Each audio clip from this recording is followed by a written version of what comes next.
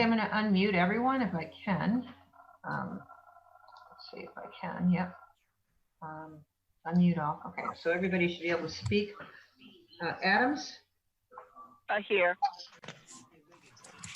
Bailey? Here. Once your name's called, can you please mute yourself? Baker?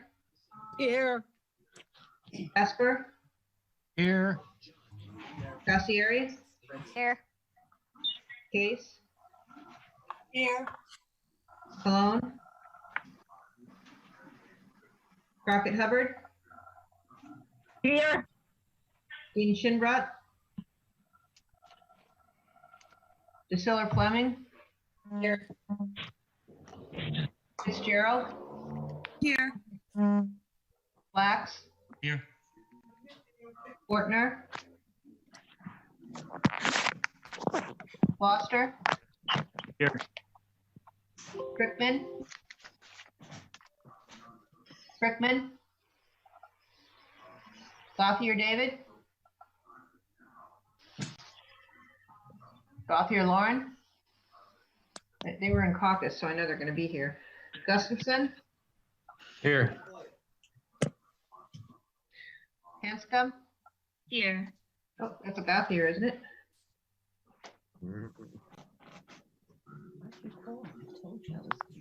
Jones? Here. Gutowski? Thank you. Lambert? Here. Luck? Here. Mello Miller? Here. Merritt? Osman? Here. Perry? Perry? Is that her? No. Powers, Kristen? Here. Powers, Sean? Here. Richards? Here. Rusk? Here. Starkley? Stevenson? Here. Thomas? Washington? Here. Wells? Here. Whitehouse? Here. Whitney? Ebbin? Here. Konicki? Here. We have 29, but I'm not sure if somebody else is here or not. Richmond is here, sorry. Richmond, okay, that's 20, that's 30. Fortner is here. Okay, that's 31, wait a minute, Lauren Gauthier and David Gauthier are here. thank you.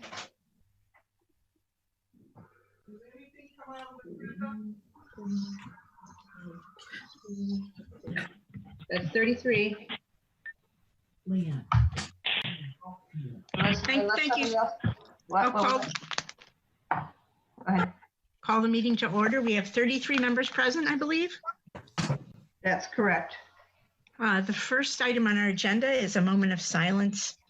And I think that there is a lot of things that we can think about at this moment. We'll follow this by the salute to the flag. And I'm going to ask Representative Foster at that point to lead us in that. But let us have a moment of silence first.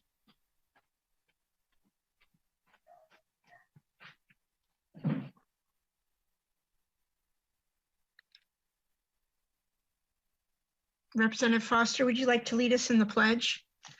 Sure. Thank you.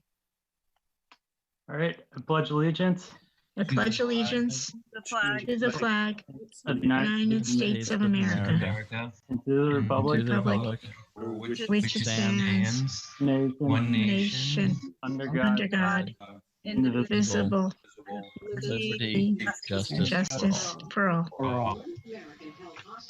Thank you very much. That was kind of like one of these new internet choruses that's going around. Maybe we could try it sometime with something different.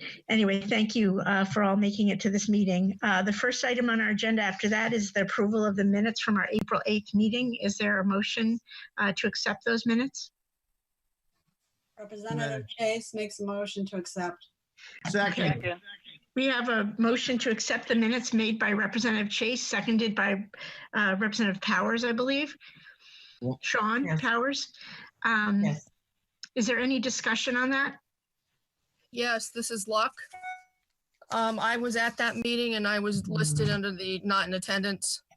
So that needs to be corrected.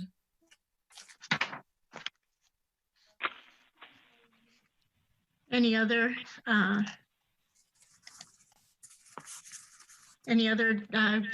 questions, changes needed?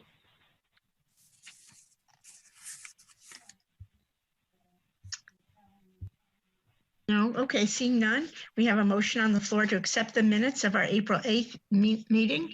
All in favor, please say aye. You can unmute yourselves. Aye. Aye. Aye. Aye. Any opposed?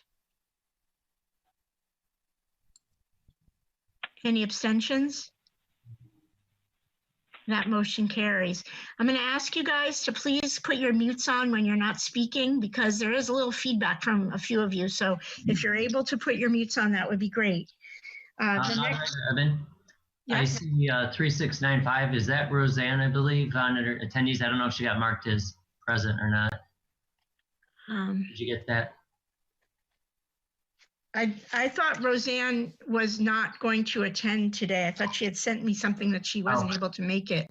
3695, could you identify the phone number ending 3695? Identify yourself, just so we know.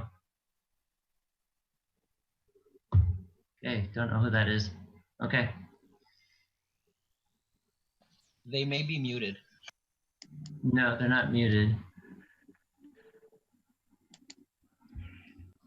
Okay. Yeah, I thought Roseanne sent me a message that she couldn't make it, and I should just say, Pardon me, it's Michael Whitney. oh, okay. Okay, hi, Michael. We could get him into the panelist mode. That would be good. He's 34. I can stick him in. Thanks. I think he's just on phone, so he won't be able to. Oh, okay. that's weird. But we can allow him to talk. Though. Okay. Representative Whitney, if you want to talk, if you could, is there a way for him to communicate that? He's got the mic. He's open now. He can talk. Okay. So you just let us know because I won't be able to see you raise your hand. So I just want to remind you guys that we're going to be using the hand raising technique that we practiced so well during the budget season to make our desire to speak known. We'll go from there. And I'll just mention that in addition to Representative Katowski, I also heard from Representative Colon that he's not able to attend, just since I started that. But we're really at the citizens petition portion of the agenda. And this is the portion of the RTM agenda where the RTM welcomes comments from citizens. Each presentation should be limited to 4 minutes or less, and citizens should, if possible, submit written comments. Presentations should be limited to matters pertinent to Groton. The moderator, or members through me, shall ask questions only in order to clarify the speaker's presentation. Responses may be given by the moderator or by the town manager, and citizens should make their presentations and state their name and address for the record. So I believe that there are at least 4 people who have requested to speak tonight. And I'm just going to ask the town manager or the town clerk, is there a specific order to that? I don't know if it matters. Okay. I believe Gretchen Chipp is one of them. Okay. She's on. Am I on? Hello. Hi, Gretchen Chipp, 87 Phoenix Drive. John Reiner on 8/2/17, which was the last time that any people from districts 8 and 1 had a chance to speak on this matter at the zone change meeting for the William Silly School Probably said the following to the many citizens at that meeting in attendance. And the following is all quotes from John Reiner. And you can get this on disc if you want to hear his lovely voice from Sean at the library. Quote, we need to create a sense of place. If we work together, we'll get a better design site. 1 + 1 = 3. Is our intent that Sealy School Drive is not used as the main entrance for this development? We want to see the main access point for this development to go out onto Route 12. It is our goal to have that happen. One, to combine the two properties, hoping to get a better development scheme, and two, for a better means of access to the property. Almost daily, if not every 2 days, talking with the abutter, me, Gretchen Chipp, about where things are and the status of the property and some other marketing efforts. We're looking for unique developable places in Groton and not just another development. These are things that we can work into future purchase and sales agreements with developers. We want these places and these developments to be integrated into the surrounding community and to be an asset not only to the town, but also to the neighborhood. We have a copy of their petition. That's the people who it was a 77 signature petition. Loud and clear, we have the message they are sending. We don't want the main access to be off of William Seeley School Drive or out onto Walker Hill Road. That is why we are working with Gretchen to try to get this access for the property down onto Route 12. We see Route 12 as being the main access for this property. We're making it very well known to every developer that we talk to what our preferences are, and when we talk to the town council, they will hear it loud and clear also. We are planning on seeing this move forward as a joint proposition, unquote. These are my comments. I never have been contacted once by anyone in economic development or the town since this meeting, as promised multiple times by John Ryder. There has been zero effort by the town to do a joint proposition. Two, not one contract written by the town, including that with the broker Goldman in York, and a previous signed option agreement with Concora. Now this option agreement with Donmore states that the egress shall be onto Route 12. A motel, barrack, prison-style apartment does not create a sense of place. It's not unique. It's not a quality development. It's not an asset to the town or the neighborhood. This is not by any measure the highest and best use. Nothing has been loud and clear to or by the town council because they have not put the demands of District 8 and 1 strongly expressed in 2 petitions into any agreement that they have created with Concora and now again with Donmar. I also want to mention Councilor Leanne Arbery, who is in attendance, who is a residential broker. I'm going to allege that she and her brokers are going to get business out of these apartments going in, which is why she is so in favor of them.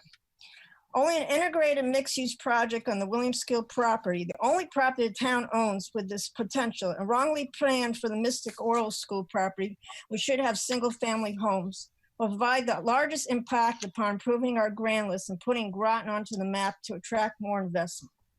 Again, in this option agreement, there are glaring defects. Most glaring is giving this property away for free and not asking for any option payments to give Donmore exclusive rights for an entire year.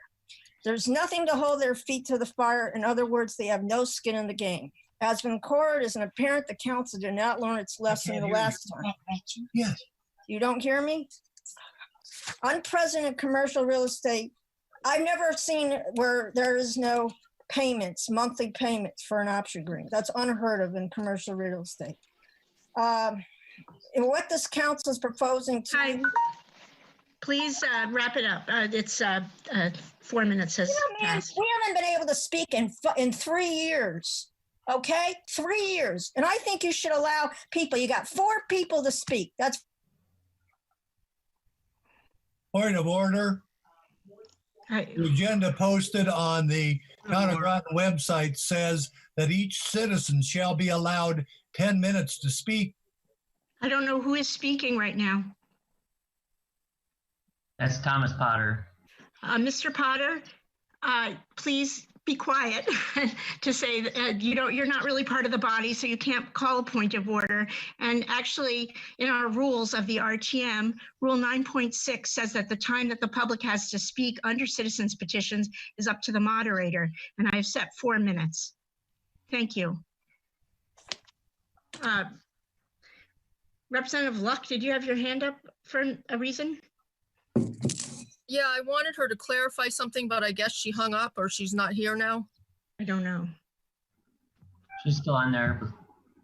I'm still here. I wanted clarification about what our, what were districts 1 and 8 you were talking about? Yes, this is in District 8, but it's right on the border of District 1. And we would like you to vote this down and send it back to the council and have it marketed properly nationally. This is a very valuable piece of property that can have much higher and better use than another junk apartment. And I also have concerns about it being turned into a motel. which we need like a hole in the head. It looks like a motel. It could be converted to a motel. That's a very serious situation. You don't control it once you sell it. And it's within zoning regs that they could turn it into a motel. A huge worry. Thank you. Next speaker is Laura Cotto. Hi, I'm here. Laura Cotto, 55 Grove Avenue. Good evening. I'd like to speak about the potential development plans for the Sealy School property. While I appreciate the efforts of all who are working to provide new tax revenue for our town, I have concerns about the fit of Donmar Company's development plans for our neighborhood. First, I worry about pedestrian safety with the increased traffic from the large number of proposed units. We were told for years that any entrance or exit for future development projects would be on Route 12 and not Walker Hill Road. This plan goes against what people in my neighborhood were promised. We do not have continuous sidewalks on Walker Hill Road or on Grove Avenue. More traffic will exacerbate the current speeding problem, making it unsafe for walking in my neighborhood. Another concern is regarding the current COVID-19 pandemic. We have no way of knowing which businesses will survive, which government contracts will continue to be funded, and what types of housing people will be looking for when this is over. Will they want to be crowded in large apartment complexes, or will they want something with more space and individual entrances? Are we sure that the studies that have been done on the target demographic for this development project will still be realistic? Should we pause to see what the landscape looks like when things begin to stabilize? My most significant concerns are regarding the loss of open space for children in my community. As an early childhood mental health provider, I know that safe places for children to play are critical to overall health and development. The town is currently planning to sell the 3 schools in our area, William Sealy, Pleasant Valley, and Mary Morrison. Many families in my community rely on the green space and playgrounds at the schools because we either have wetland areas in our yards or families live in field-side apartments, which is primarily surrounded by concrete parking lots. Children need a place to play within our neighborhood. While there are parks and military housing, they have signs stating that they're for housing residents only. The next closest public park, Washington Park, is nearly a 2-mile walk that requires walking in the isolated area under the Amtrak bridge and crossing Bridge Street at the top of Fairview Avenue, which is a difficult area to cross even for adults. The children in this neighborhood have lost enough. Because of redistricting and school closures, my 6th grader will be entering his 5th school, despite the fact that we have never moved. We also lost the recreation programs we used to have at William Sealy. Now the kids will lose the only 3 public play spaces surrounding our neighborhoods. In fact, we found last week that a gate has already been placed at William Sealy, even though this property has not been sold. We are happy to be getting new schools, but as each school is sold off, kids lose their basketball courts, playgrounds, and kickball fields. How is this equitable? Children in this part of town deserve access to public play spaces too. We hope that as you continue to make plans for the future of our community, you consider the families and children who already live in this neighborhood.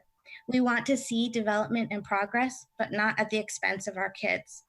Please do not move forward with selling and developing this property without a plan for retaining open space for the kids in our community and for maintaining pedestrian safety in our neighborhood. Thank you. Thank you so much, Ms. Cotto. Our next speaker is Mr. Ken Nash. This is Ken Nash. I live on 91 Walker Hill Road. I'd like to thank Laura for that statement. I agree with everything she said. I see so many people walking their dogs and riding skateboards and playing in that property every day. It's a nice property for the neighborhood. I'd like to thank everyone for letting me speak tonight, and I hope everyone and their families are safe and sound. We were told during the zoning meeting on August of 2017 that any entrance to a development at Sealy School would be via Route 12.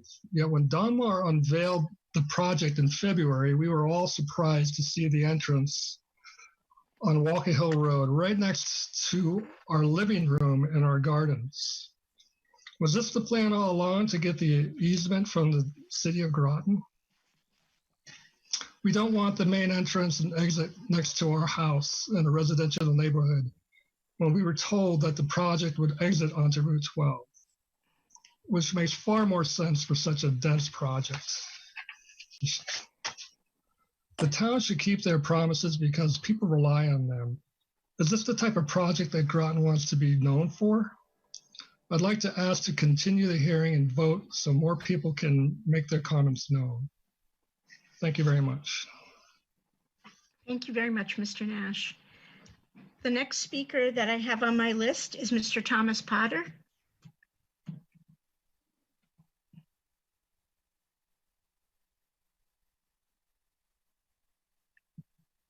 Good evening, Moderator Ebbin and members of the RTM. My name is Thomas Potter. I live at 154 Walker Hill Road in Groton. I hope all of you are prepared to be held responsible by some town officials if you should fail to approve the pending sale of the Seeley School property at tonight's meeting. The consequences are serious and will weigh very heavy on each of you. Sometimes we call this the blame game, but the end result is the same.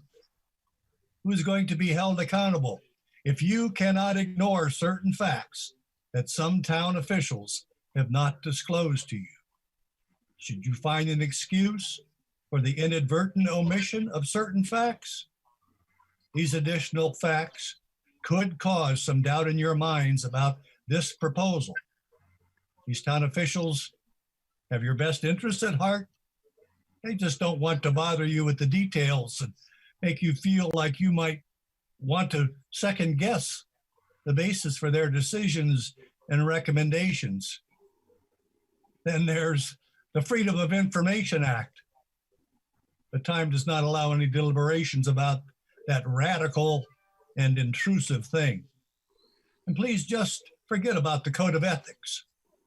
What really matters that these town officials mean well and tell you just what they want you to know and no more. But how can one ignore the words? Public office is the public trust. The trust of the public is essential for government to function effectively. Therefore, herewith is an established code of ethics for all town officials, officers, and employees. This is a direct quote from ordinance number 290 adopted by the Groton Town Council October 2nd, 2018. We keep looking for an indication that certain town officials are exempt, and I'm unable to find that language in this ordinance. If you should decide the town officials may owe you some additional explanations about certain facts that have been conveniently withheld from you, then you should vote no when the matter comes up tonight. This will not result in an extensive delay to the process to ultimately sell the school property or development. The neighbors are not necessarily opposed to the concept of a development. They have been and continue to be opposed to the location of the planned access from Walker Hill Road. Oh my goodness, here we go again. I can just hear these words, but they are empty words because the town can give Donmar all kinds of information that they have already obtained from an architectural company by the name of Nelson Edwards Company Architects, and an agreement which the town of Groton signed on November 10th, 2017. If you want additional information on this subject, just refer to paragraph 6 on page 3 of my 16-page chronology. I only have a limited amount of time to speak, so I'm hoping that you will read the additional details. This architectural information provides numerous details, including concepts about a mixed-use development. And I believe the people of Groton would welcome the opportunity for some open space and an opportunity to have access to a variety of commercial establishments. As it now stands, based on a written explanation from a Donmar representative, the amenities included in their conceptual presentation on February 19th are only intended for the tenants that rent an apartment in the planned complex. I can go on for hours about the Seeley School property, the objections that have been presented so many times by the neighborhood to the town council. Mr. Potter, can you please come to an end? Your 4 minutes Yes. are up. Thank If you. you are compelled to want more information about this tentative agreement to buy the school property, I seriously doubt that it would cause a delay of more than 6 months. The school has been closed for 16 years. What's another 6 months? Oh yes, a town official also told me in writing on April 29th, as you are aware, the town of Groton has executed an option agreement with Donmar Residential LLC with respect to the Seeley School property, 55 Seeley School Drive, Groton, Connecticut. In connection with the option agreement, Donmar has commenced due diligence. Can you wrap it up, please? Yes, I'm wrapping it up. My final paragraph, ma'am. Thank I you. spent several minutes later searching the town website for a possible revision to the town charter. Because as I was aware, the RTM must approve this option agreement before it is official. I did not find any such revision. Could that possibly mean that the town officials have simply taken the RTM for granted? Thank you, Mr. Potter. Thank you very much for speaking tonight. Are you almost done? All right. The next person I have to speak is Town Councilor Aubry.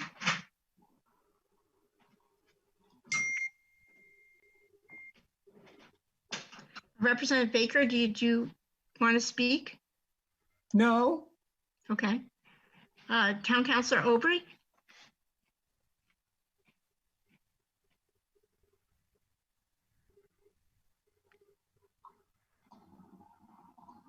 Town Councilor Aubry, you're muted if you are speaking. Okay. Can you hear me now? Yes.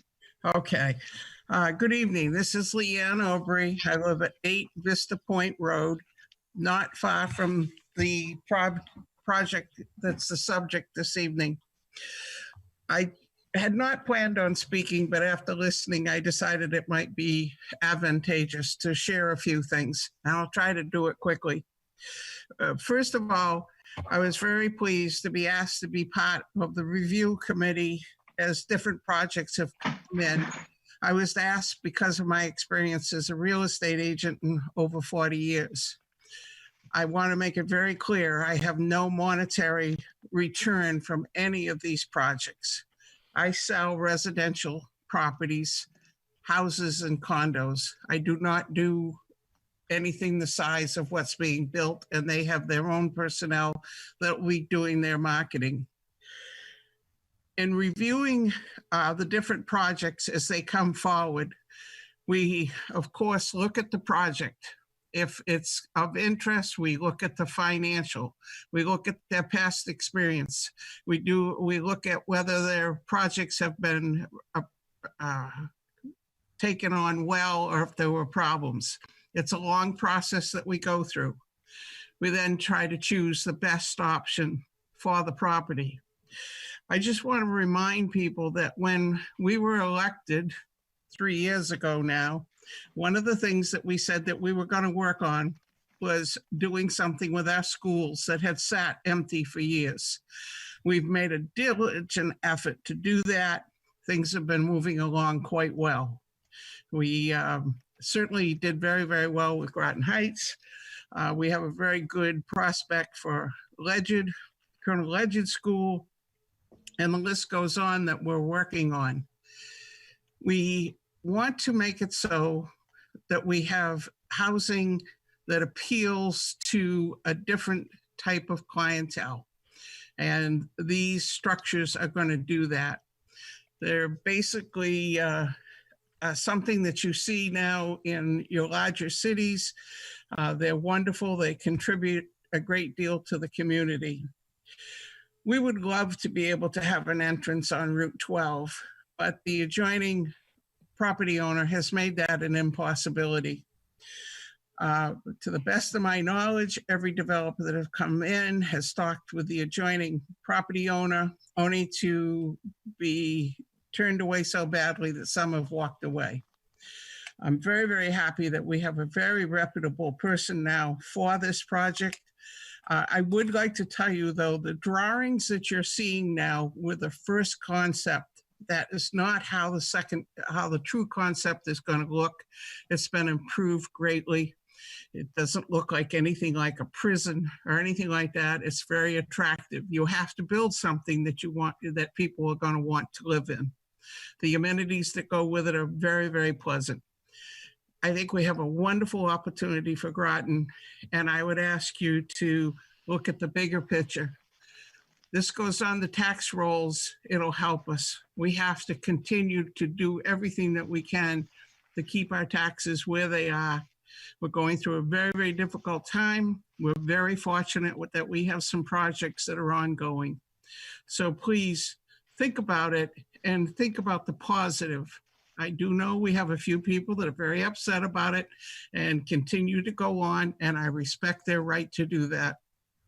But I wanted to tell you that this actually is something that'll be very, very good for Groton, and I appreciate your time. Thank you very much. Thank you, Councillor Aubry. I believe Councillor Heede would like to speak. Yes, thank you, Moderator Ebbin. My name is Conrad Heede. I reside at 58 Merritt Drive in Groton, Connecticut, and I, along with Town Councillor Aubry, have participated with the Economic Development Team in reviewing in the review process, and basically we've interviewed developers who are interested in this property and several other properties around town. And so tonight I want to speak in favor of the options purchase agreement. So I'm asking you to vote for it. So I want to remind you that this is not the end of the process. It truly is the beginning. And tonight you're only voting on the options purchase, not on a final plan. As due diligence progresses, there's a vigorous review process step by step. And by the way, I'll let the development team talk to you about that. But by the way, I just want to mention that I'm not aware of any effort to sell Mary Morrison. Also, the traffic studies haven't been completed yet. And I think everyone in town could agree we want the access to be out on Route 12, but as Councillor Aubry mentioned, and many of you know, it's being blocked. This property has been marketed for 10 years now, and this is a really great opportunity right now.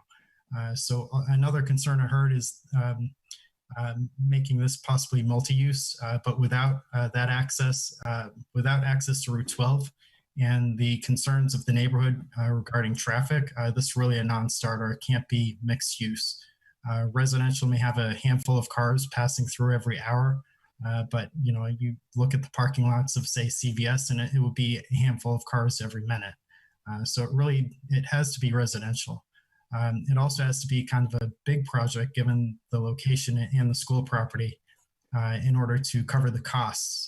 The current building has to be abated and removed, and that's going to cost upwards of $1.5 to $2 million. So failure to sell and develop the property will leave the town taxpayer footing another bill, and doing so without gaining any new tax revenues or enhancements to the town. First, I'd like to personally endorse the preferred developer, Donmar. As I mentioned, Councillor Aubry and I reviewed the process. We sat through multiple interviews and we challenged them. But before we even had an opportunity to challenge them, I just want to let you know, my impression is that they came to us very well researched on what the challenges are with the property, what the opportunities are. They've been honest and transparent and really detail oriented. They don't pull any punches, and they haven't tried to mislead or hide or misrepresent anything. And most importantly, they listen to our feedback. So obviously this is a critical characteristic you're looking for when you weed through potential developers. But I want to assure everybody this is not the norm. This is what separates a good developer and a good partner for future development with the town. So I think they're a really great group, and I'd just like to encourage you to support them. Second, I want to just real quickly, not sure how much time I have left, but I want to thank our economic development staff for their vigorous and committed efforts. And I'll just give you a quick history. A few years back when I was on the RTM, The body initiated a discussion that the council at the time picked up and ran with. The council increased funding and hired professionals to totally change the approach to economic development common in New England towns. This team has elevated us to compete and rise above hundreds of other towns across the region who all have the same challenges. We all have vacant schools, underutilized property, and except in Groton being an exception, most towns have outdated zoning regulations. And, you know, we all have resistance to change and fear of the unknown. But what they're accomplishing is changing our approach from sort of a passive or laissez-faire affair to development. They're not just conducting a real estate transaction and walking away. They've initiated townwide discussions and workshops and helped create a vision for what's right for all of Groton, which very importantly, a critical cornerstone of that is recognizing what makes each neighborhood special or what might enhance any particular neighborhood. As important, they've really worked closely with our major employers, particularly General Dynamics and Electric Boat, it's actually the same company, to identify future housing needs and understand the wide range of housing and other amenities that need to be created within town, not only to capture the hires at Electric Boat, but also hires from subsidiary companies that are now considering relocating here as much as they are to other major metropolitan areas, including Boston. So we need to meet this challenge and embrace the change. I'm just really excited with where Groton can go. And this team is helping us reach these goals. So am I out of time? You can finish up.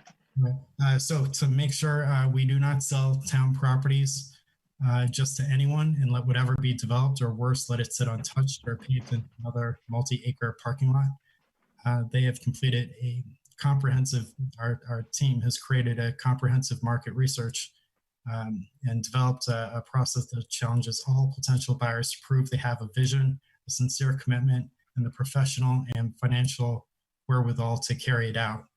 So they've been leading this effort for the town, and what they're seeking is partnership. So they'll continue to guide the process to the final and hopefully optimal outcome, which is something that'll improve our housing stock, grow our local economy, and create more places where we can, all choose to live or reside or visit. This is a good opportunity to sell the property. And again, this is only the beginning of the process. So don't think that what you see is the final product.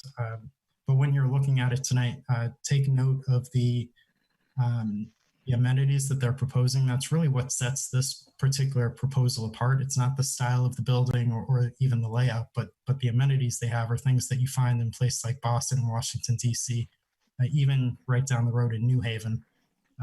So it's a really great opportunity for us. Thank you. Thank you, Representative Heede. Councillor Heede, could I believe Councillor Bordelon would also like to speak? Thank you, Madam Moderator. I just wanted to say something. When the council voted, I was not in favor. I did not vote in favor of this. Not so much because of the company that came forward. I think they're an incredible company. And I was excited for the fact, one of the positives that they were from Connecticut. My vote pretty much stood where the fact of the constituents speaking in concern for traffic and the way that people would come inside the building, the entrance points. I also was in favor of seeing more of a mixed-use space, and considering the fact that the entrance was not able to be accessed from Route 12 and the mixed-use space seems to be kind of not able to be done. But I guess for clarification purposes and some of the responses I had gotten, the owner of that property being Mrs. Chipperini, did she actually refuse the access point? I think that should be put on the record as if that was in fact the deal. I think that it's important that we do sell these properties. I'm for that. I was for that when I got elected on the RTM several years ago. I think it's very important that we do something with all of these buildings that have been sitting for so long, but it's important to make sure we pick the right space and the right developer to come in to develop that. I'm for this. I'm just not for the entry points and the process, and I would consider and hope that that will be relooked at. Thank you. Thank you. Representative, Mayor Granatoski. Thank you, Moderator Ebbin. Patrice Granatoski, 30 North Prospect, Groton, Connecticut. Thank you for the opportunity to speak this evening. I am here to offer support for the option to purchase agreement for the Sealy School property. And I echo Councillor Aubry and Councillor Heede's eloquent statements. As they both have noted, when we were first elected, one of our goals was to return the vacant town-owned properties to the tax rolls. And this is an opportunity to do just that. We are trying to attract the 80% of our workforce that leaves Groton every day. We would like them to stay in Groton. We'd like them to become members of our community. This is an opportunity to do just that. The town is doing its due diligence, and the developer will be doing their due diligence. The DeGioia family has done a very good job with outreach in the community. They did a very nice presentation at the Town Hall Annex where many of the neighbors came out, and the neighbors were able to speak one-on-one with the members of the DeGioia family. And most of the time, with the exception of a handful of neighbors, most of the people were pleased with the responses that they received and the demeanor of the members of the family that presented that evening. There are many misconceptions that have been presented tonight. I'm going to let town staff address those. But I just want to thank you for letting me speak, and please approve the option to purchase agreement for the William Sealy School property. Thank you very much, Moderator Ebbin. Thank you. I do not see any additional hands from any attendees or I see that Ms. Chipperini wishes to speak. You've already spoken for about 6 minutes. Do you have a question, Ms. Chipperini? Unmute. No, I have a statement to make that addresses what Ms. Aubry and Conrad Heede said. I have never been approached by one developer that the town has ever gotten. And I like to know the names of those that I've been accused of not dealing with, because I don't know who they are. Okay, this Don Marr has never talked to me. Never, has never called me. I have never had any discussions with them. I want to make that very clear. I'm being viewed as the guy that's not allowing access onto Route 12. That's not true. That's an absolute lie.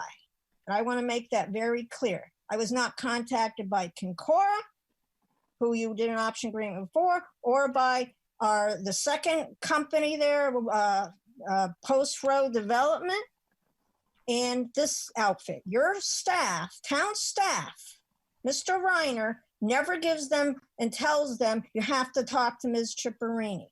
It's never happened. I want that to be made. I want you all on this RTM to think deeply about that. And Mr. Tom Potter is exactly right. They don't tell you all the details. There's a lot of detail here that you're not aware of. And we're talking about a big project here.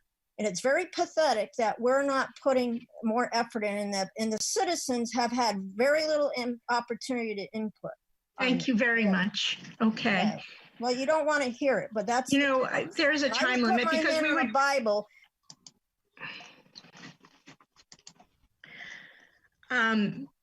Let's see. Is there any more people beyond Ms. Chipperini, who has already spoken twice, who wish to speak?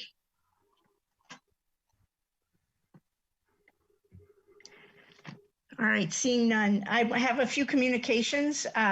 If some of you may know, Representative Salva has stepped down from his seat on the RTM.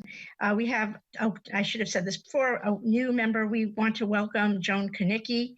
And In terms, and I also mentioned that I'd heard from Representative Kotowski and Cologne that they are not able to attend tonight's meeting. And then I did want to note, all members have received several emails from Mr. Potter, who we heard tonight, and one from Mr. Nash. In addition to that, I've received upwards of over 100 emails from Mr. Potter as well. Again, as I mentioned in our last month's meeting, dealing with FOIA requests pertaining to the William Seeley School and other FOIA requests that were related to Balfour Beatty. Are there any other communications that people would like to bring up?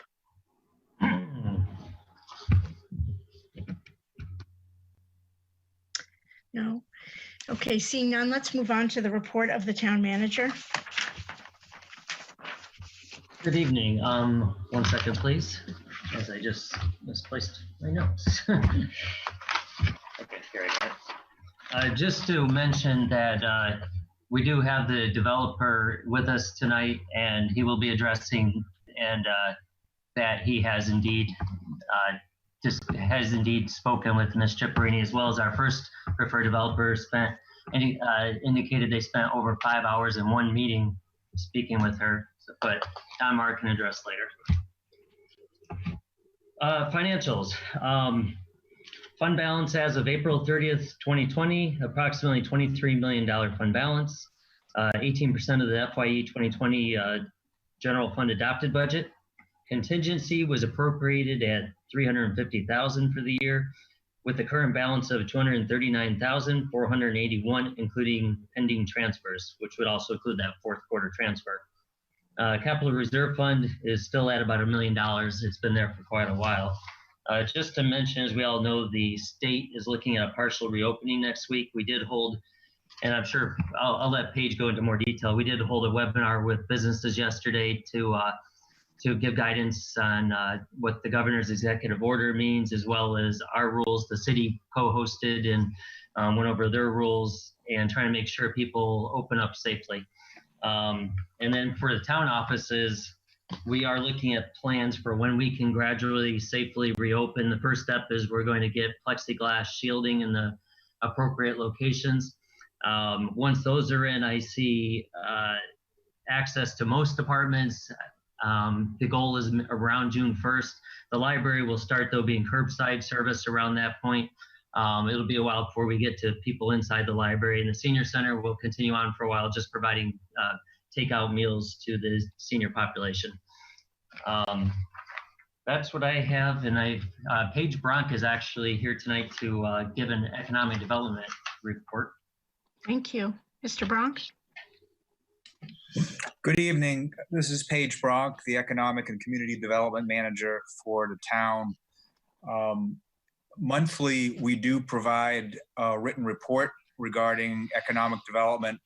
I've used the latest report. I'd like to provide some highlights to the RTM.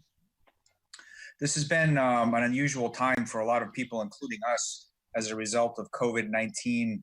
So I am going to cover that to some level of detail and then talk about some ongoing projects. For several weeks, the staff has allocated significant time proactively responding to COVID-19. We've been involved with daily federal, state, regional, nonprofit, and other economic development briefings to try to really wrap our heads around this and try to help our existing businesses in town. To date, there have been 40 emergency executive orders from the governor, including one last night, that will significantly expedite approvals for existing businesses desiring to use outdoor space. There have been a number of different approaches in coordinating with other economic development staff statewide. Some have not done a whole lot in allowing the state to give them guidance. Others almost do hourly detailing and blogging. We made a very conscious decision to be strategic given the volume of information and the complexity. We tried to take the information, distill it and relay it in a timely manner to existing businesses. We have actually received a number of inquiries from other communities wanting to know how we're actually dealing with things. We used our existing website, Explore More Groton. Obviously, it was set up to be a marketing tool, which is heavily used, but it was a great tool for us to relay information as well out to anyone who's interested.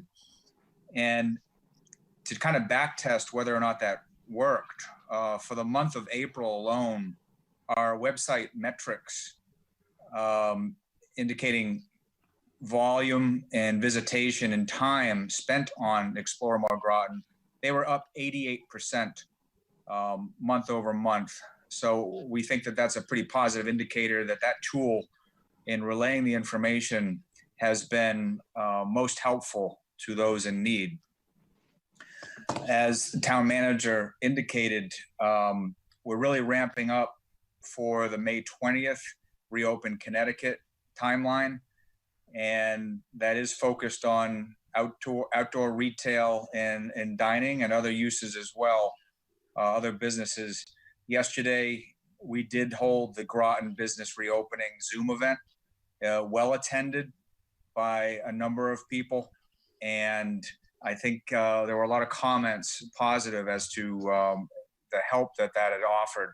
We will continue providing information, and we're hoping to have another Zoom event shortly after May 20th to try to follow up. Regarding financial resources relating to COVID, obviously the federal and state governments were leading that charge with the CARES Act provisions and also the state's bridge loan provisions. With the feds, obviously the Payroll Protection Program, the PPP, and also the Economic Injury Disaster Loan Program, the EIDL. Those were the leading federal sources. We tried to stay up to date on that, and again, put that information on the website in a simple manner for people to understand. But inherently, it is quite complex for everyone, whether they're a banker, a business person, or a government official. It's not always simple to understand. We also use social media platforms to get that key information out. We identified restaurants as a vulnerable industry in Groton. They rely heavily on labor. They rely heavily on a supply chain, and they have significant costs and very slim margins. We did our best to identify the restaurants that were open. We promoted them on the website, and not a simple listing, but we provided the websites with the hours for operation were, any other special information, maybe if they were running daily specials on their website. We tried to stay on top of that. And as of last week, we had over 50 restaurants listed, and we continue to add more as things change. Also with that, we ran a local promotion called Eat Local, Win Local. And that was to help the existing open restaurants to get people to order from them. And if you submitted your receipts, it qualified you for some gift cards that we were providing for restaurants. That seemed to go over pretty well. I'm not saying that it solved the restaurants' problems, but anything we could do to help them in getting more consumer demand was certainly welcomed. Moving on, we also conducted a business survey, and that ran from April 9th to 21st, asking business owners and operators what their experiences were in terms of impacts from COVID-19 and how they were responding. The purpose was to help us identify the true issues, the needs, and future direction, and allocating some resources. We had 71 respondents, and some of the key findings are a little staggering. Most of the respondents were small businesses with less than 10 employees. 49% of the businesses responding had either closed temporarily at the time of the survey. 73% of the businesses indicated that cash loans or grants were critical to their recovery. 58% plan to take advantage of the federal PPP funding program. 52% plan to take the economic injury disaster loan federal funds. And probably the most important takeaway from the survey was how long they could hang on without closing permanently. Nearly 60% surveyed expected to close permanently if they couldn't open by July. If you extend that out to August, only 28% said they'd be able to reopen permanently. So the bottom line, it indicated that small businesses were on life support. And if they were not open soon, many of them simply will not open. Unrelated to COVID per se, many of you probably saw the news in the paper regarding PCC Structurals. We did experience a layoff of 71 employees, mainly related to a larger travel and aerospace downturn that's impacting the entire country at this point. We did reach out to them. We did offer assistance in the event that things were to change. We are interested in trying to work with them. Moving forward into public property redevelopment, Mystic Education Center. We continue to work with Restler Homes weekly. The name of the project, it will be Mystic River Bluffs. It does have a website. If you go to wrestlerhomes.com, there's a pull down for Mystic River Bluffs. Obviously, there's ongoing public outreach with Corsi and Company. In addition, the town, in hiring Green Play as our recreation consultant, has done the outreach in building the community's needs assessment townwide. While that's going on, is a focus on the Pratt building for the future public use. We need to know the structural integrity of the building, what its needs are, and how we're going to program that space. So that work is ongoing. In terms of the zoning for the property, staff has been working on that and has met with the Planning and Zoning Commission. A draft is being put forward shortly for the property. Also, Fuss & O'Neill Engineering is on site doing a lot of their final design work, but also doing many of the environmental analysis. Tax increment financing discussions have begun. Ultimately, we will need to develop a TIF master plan.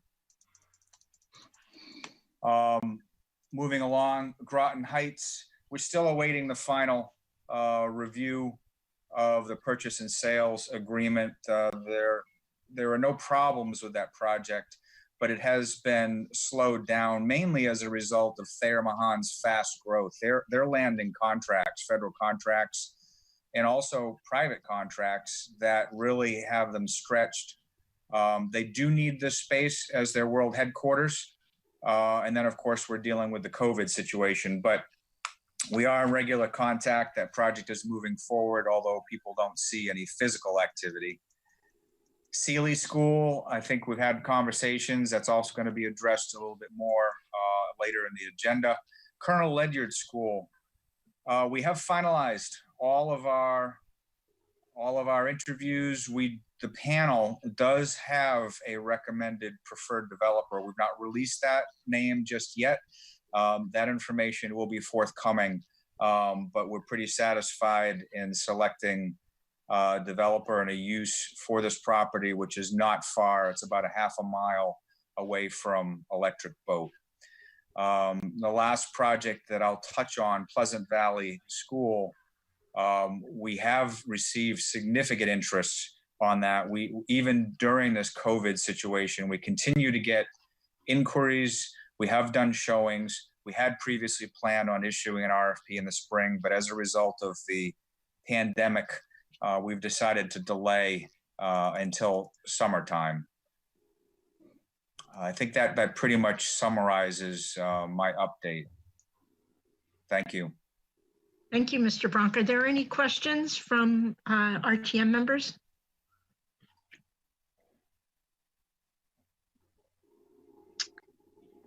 Representative Thomas? Yeah, to ask, I'm not sure if this is the appropriate time to ask a question or not, but in regards to the situation with the Sealy School and the property owned by Ms. Chipperini, there seems to be a conflict between Ms. Chipperini's account of the past developers and current developers approaching her. She says it did not happen, and some town officials have said that it did happen. I'm just curious to know if there's some documentation or some record that could help clarify that situation. Representative Thomas, we could do this now, or we could wait until we have that discussion later on in our agenda. Mr. Yeah, if it's more appropriate to wait till later to discuss that, then I'll gladly. I do think it might be. If you had any questions related to what Mr. Bronk just said. Oh no, I'm good with all that. Okie doke. I don't see any other questions. So the next item on our agenda is I have a question for Mr. Bronk. I'm just curious about reopening Mystic. You were talking about the work that you had done with the businesses to have this phased in reopening. And I was just wondering if there were any plans for having better social distancing or spacing of tourists in downtown Mystic associated with that opening. I was there the other day and it was crowded and there were a lot of people bunched together, and there was, virtually no social distancing or masks. Is there any effort by the town to have this opening be safe for the human beings who live here or who are visiting? Well, I have somewhat of a two-part answer on that. I know that there are concerns about social distancing and ensuring that people are wearing the appropriate PPE. The police chief had talked about that. I know Ledge Light is concerned about that. So the answers really are in trying to balance providing public health and safety with also reopening in a limited way our economy. So that's what we're trying to get to. The second part of my answer, I know the governor's orders and all the guidelines that seem to come out almost daily, they always lead with the guidance regarding social distancing and safety. That is step one.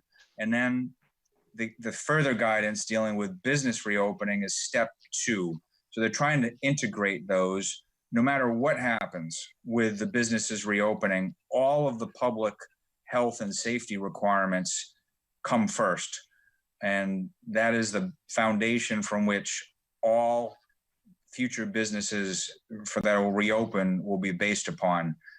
So I think that is the fine balance they're dealing with daily. And I believe that we have people in Groton that are going to make sure that we adhere to those safety guidelines. Thank you. Representative Jones? Mr. Bronk, you had mentioned about the survey that you did with the businesses, and a large percentage of them had less than 10 employees. Do you have a sense of how that sort of breaks down across the town? Are we, in terms of small businesses, and how many do we have, or what is sort of that average size of that small business? Because those ones seem to be the ones that are at the most risk. I don't have the numbers at this moment. We have in total about 1,500 businesses, and many of them we don't even see. They could be home-based businesses, bricks and mortar type locations. We have less than 1,000, but the difference between, let's say, a large business versus a small business, I don't have that at my fingertips right now. But just anecdotally, look at businesses that are in Mystic, businesses that are in downtown Groton. We have a significant number. We have hundreds of businesses that would be classified as small businesses less than 10 employees each. So those are the ones that probably have been impacted the most. They don't have a network, a resource that they can rely on. They're somewhat on their own. Those are the ones. And in addition, as I mentioned, some of the restaurants really, they have been devastated as small businesses, particularly not knowing how they're going to operate moving forward. It's quite scary times for them. Do you know how many restaurants there are in the town of Groton? I don't have that number. Okay. Okay, thank you. Thank you. All right, seeing no more hands raised, we'll move on to Dr. Grenier, who I think has some good news to share with us. Good evening. Can you hear me well? Perfectly. Great. Well, I'm just going to, I hope people were able to get a hold of my report that I sent this afternoon. But first of all, I just want to report that the distance learning program is going well. We, as soon as we found out about the initial 2-week closure and then ultimately what looked like was going to be longer, we were able to distribute 2,500 computers. And the tech department was telling me we did that in about 72 hours. So right now, virtually every single one of our students, about 4,500 students, has a Chromebook or some other computer. And those families that didn't have hotspots, didn't have internet access, we purchased those hotspots and distributed them. So right now, especially with the school closure until the end of the year, we're poised to continue our distance learning until the last day of school, which will be the 11th of June. And then right on the heels of that, we're now thinking about a few scenarios for what we're calling our reopening plan. And we put several committees together to take a look at everything from instruction to technology, wellness, mental and physical wellness, and facilities, just to be sure that in the fall we are ready to respond, whether we come back fully, whether we have to continue distance learning, or whether there'll be some sort of partial part of the students come to school at a day time. The other thing is, I've been so impressed with the quiet work that's been going on. I expect a number of people have seen it.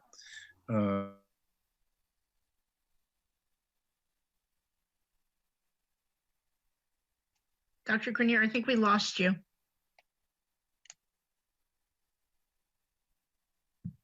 He's muted.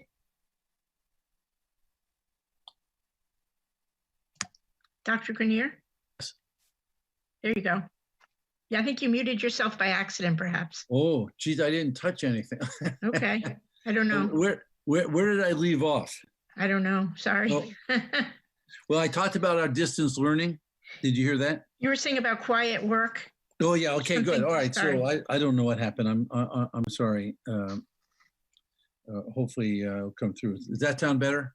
You sound perfect. I don't know. I don't have control over muting, just so everyone knows. That's Betsy, or the town clerk, and the town manager have that. Okay.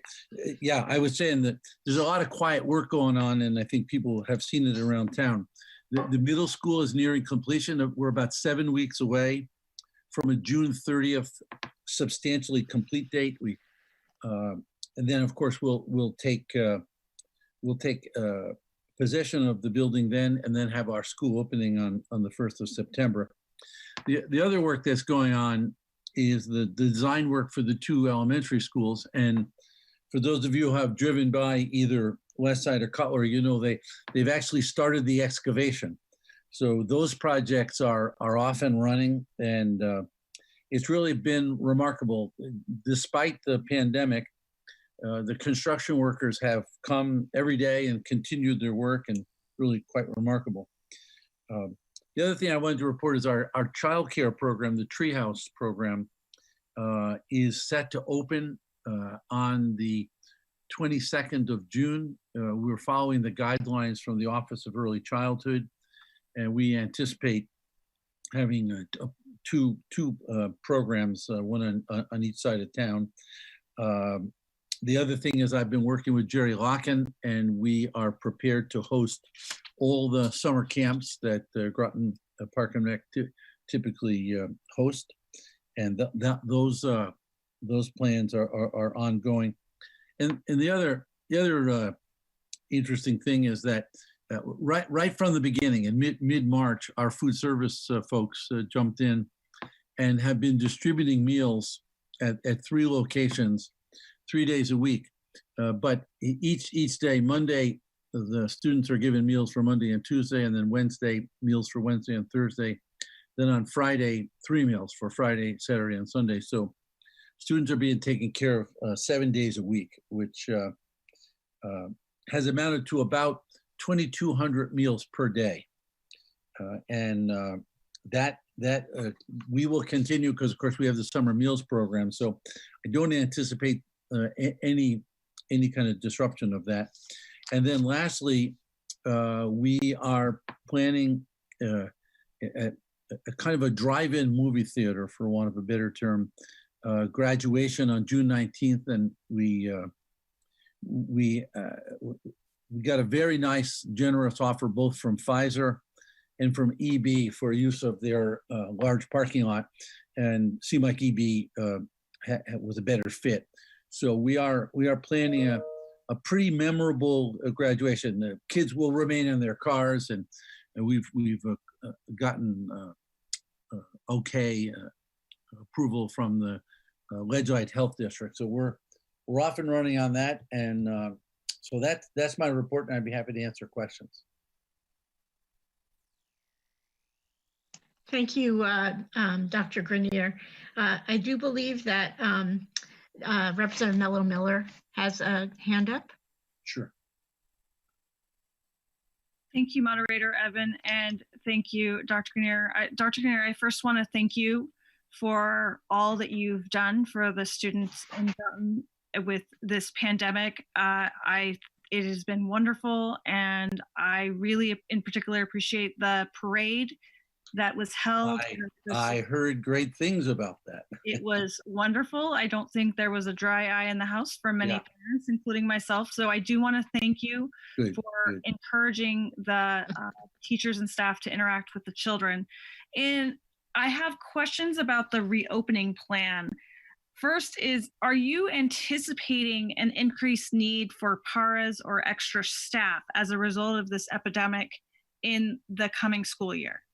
Yeah, that's exactly the committees. We have 7 committees, but our instruction committee and our operations committee are looking at exactly that. Increased support for the children, revision of the curriculum, increased paraprofessional support, probably increased tutoring support, maybe even an extended day program that children, perhaps we have to take a look at all these alternatives, but yes, we are anticipating that. And following with that question, and I'm assuming you're going to say it's part of the committees, not to be rude, but just assuming it goes along with it, is that I assume that you're looking for grants to find the extra funding for this. Is there going to be needing possibly money from taxpayers? Well, there's a portion of the CARES Act. $111 million was allocated to Connecticut, and we are and Connecticut, it's a federal grant. Connecticut is in the process of allocating that, and we will receive a portion of that. And I'm working with the board to make sure that exactly the sorts of extracurricular support, tutoring, would be able to be paid for sure by that grant. Okay, and I'm sorry, one more question if I may. With this food service that's been happening, that will continue until what date? And you think it'll be seamless, so no child in Groton will go hungry? Yeah.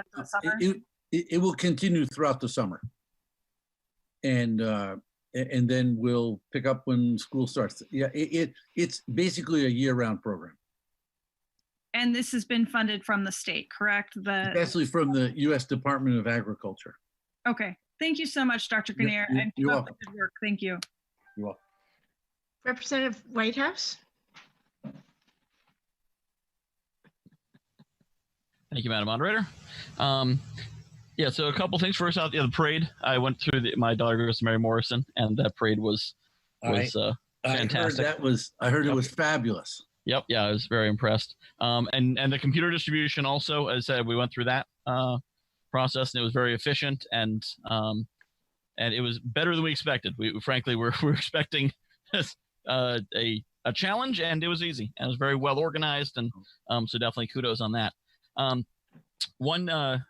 Two comments that are a little less positive. The first is that I am concerned that we didn't have plans in place earlier because the company I work for started making plans in January for a quarantine. So the information was out there. Now, obviously, it wasn't out there to everyone, and not necessarily casting blame, but just would have been good if we had been, making preparations earlier. Because my second point is the distance learning. The teachers are clearly working their tails off to put something together and to do their best, and I absolutely credit them for the effort. But I can tell at the end user, and that it's something that's put together quickly, and sort of untested. And one thing that I'd find beneficial, and I believe some other parents would as well, is what we're getting is a program which is do it exactly this way. This is the way we're giving it to you. And if you have a class of 25 kids, you got to teach them all to the same level, and there can't be any flexibility. But we're teaching one-on-one at home, and we don't have the flexibility that we should have for teaching one-on-one. It'd be more valuable if we could get a list of these are the targets by the end of the year. Your child should know this in reading, this in math, this in whatever. And then here's some resources, and some parents may choose to just follow the exact program. Other parents, my wife and I, work full time. So to be trying to follow this exact program that doesn't really fit our child, it would be beneficial if there was something more flexible that said, here's where you want to get to, and here's the resources to do it with, and kind of choose one from column A, one from column B, whatever works best, because we're all trying to adapt to this. And I feel like the distance learning system isn't doesn't give us that kind of flexibility. I wonder if that would be possible to kind of give us the information the teachers are using to develop it, so that we can then adapt to make something that fits. The parents can make something that fits for their individual child situation. I've just scribbled down everything that you said, and I of course agree. And you're right. We're working hard to, as some people say, we're flying the plane while we're building it. But yeah, I completely agree. And one of our goals, once we get past this last month of school, we intend to work extremely hard during the summer to build a really robust distance learning system that will be flexible and will meet the needs of the children. I think everyone, it's starting to dawn on the education community that this may not be the last time we have to do distance learning. So it behooves us to get much, much better. And I take your comments as observations, not criticisms. Yep. Yeah. And I think one thing to consider too is if kind of give the parents the tools to build their own plane. If the plane you're building is the fit. Yeah. So to put out, and because I imagine there's already a curriculum for every grade that exists. So if that could be send out just your child's in kindergarten, 4th grade, 9th grade. This is what we expect a child to know, but especially the elementary years. More linear. Sure. This is what we expect a child to know by the end of 4th grade. Because also a parent might notice that their child's falling behind that the teacher might not be noticing because something's slipping through. So having that information I think would be very valuable if that could be distributed to parents. That's really helpful. And you're pointing out that this is a partnership, and boy is that true. Thank you. You're welcome. Thank you. Representative Jones. Thank you, Madam Moderator. Dr. Grenier, thank you for everything that you're doing. My question is that we can't do much on the current middle school coming online, but we have 2 other elementary schools coming online. And I'm assuming some of the design of those schools is still in flux. And I'm wondering if you're reviewing the designs in terms of what the technology needs might be into the future around distant learning and video and all that kind of stuff, and also spacing needs. Are you starting to relook at the designs you have and, adapt them? Because we really don't know, how long this is going to go on or how this is going to change, education and our. We are exactly. We are doing exactly that. We've designed a computer cart for charging purposes in the evening for every classroom. But the carts that we are in the process of trying to purchase are the kind that the ones that we have now, it was actually pretty difficult to get the Chromebook and the charging system out of it. The ones we bought now, it's pretty quick. And the other thing, of course, is we are basically implementing a one-to-one. Every child will either have a tablet. The very young children will have an iPad type tablet, and the other kindergarten grade 1 will have a tablet, and the other children will have a Chromebook. So we will be ready, as we were fortunately in March, to move instantly to distance learning or continued distance learning if need be. But yes, we're very much looking at that in the new buildings and adapting the existing buildings as well. Okay, and spacing requirements also, if we end up with sort of some type of social distancing built into our school architecture, is that something you're looking at? Well, not so much the architecture. What the real plan is, how do we, in all our schools, how do we do social distancing? That's what I meant by a partial. I know there's some talk around the country of having, say, 1/3 of the kids come in on any given day, and 2/3 of the kids would remain home with distance learning. So we are kind of looking at it. But I can tell you, we bought the furniture. Funny that you mentioned it, because that just came up last week. And we were figuring out how it would be best, what sort of furniture, desks versus tables and chairs for social distancing. So yeah, the architects are very much aware of that. Terrific, great, thank you. You're welcome. Thank you, Representative Washington. Thank you, Madam Moderator. Thank you, Dr. Grenier, for your report. I just have 3 questions. The first question is, what was the participation rate for your fully participation rate for distance learning? At first, it was probably no better than 60%. And once we got the hotspots, I would say it's nearly 100%, or it's virtually 100%, because the administrators and the teachers actually called the families, and we were able to get the children online. Oh, that's great. My second question is, how are you doing the grades this semester? At the high school, the grades are going to continue as planned with letter grades, but students are also going to be offered. Well,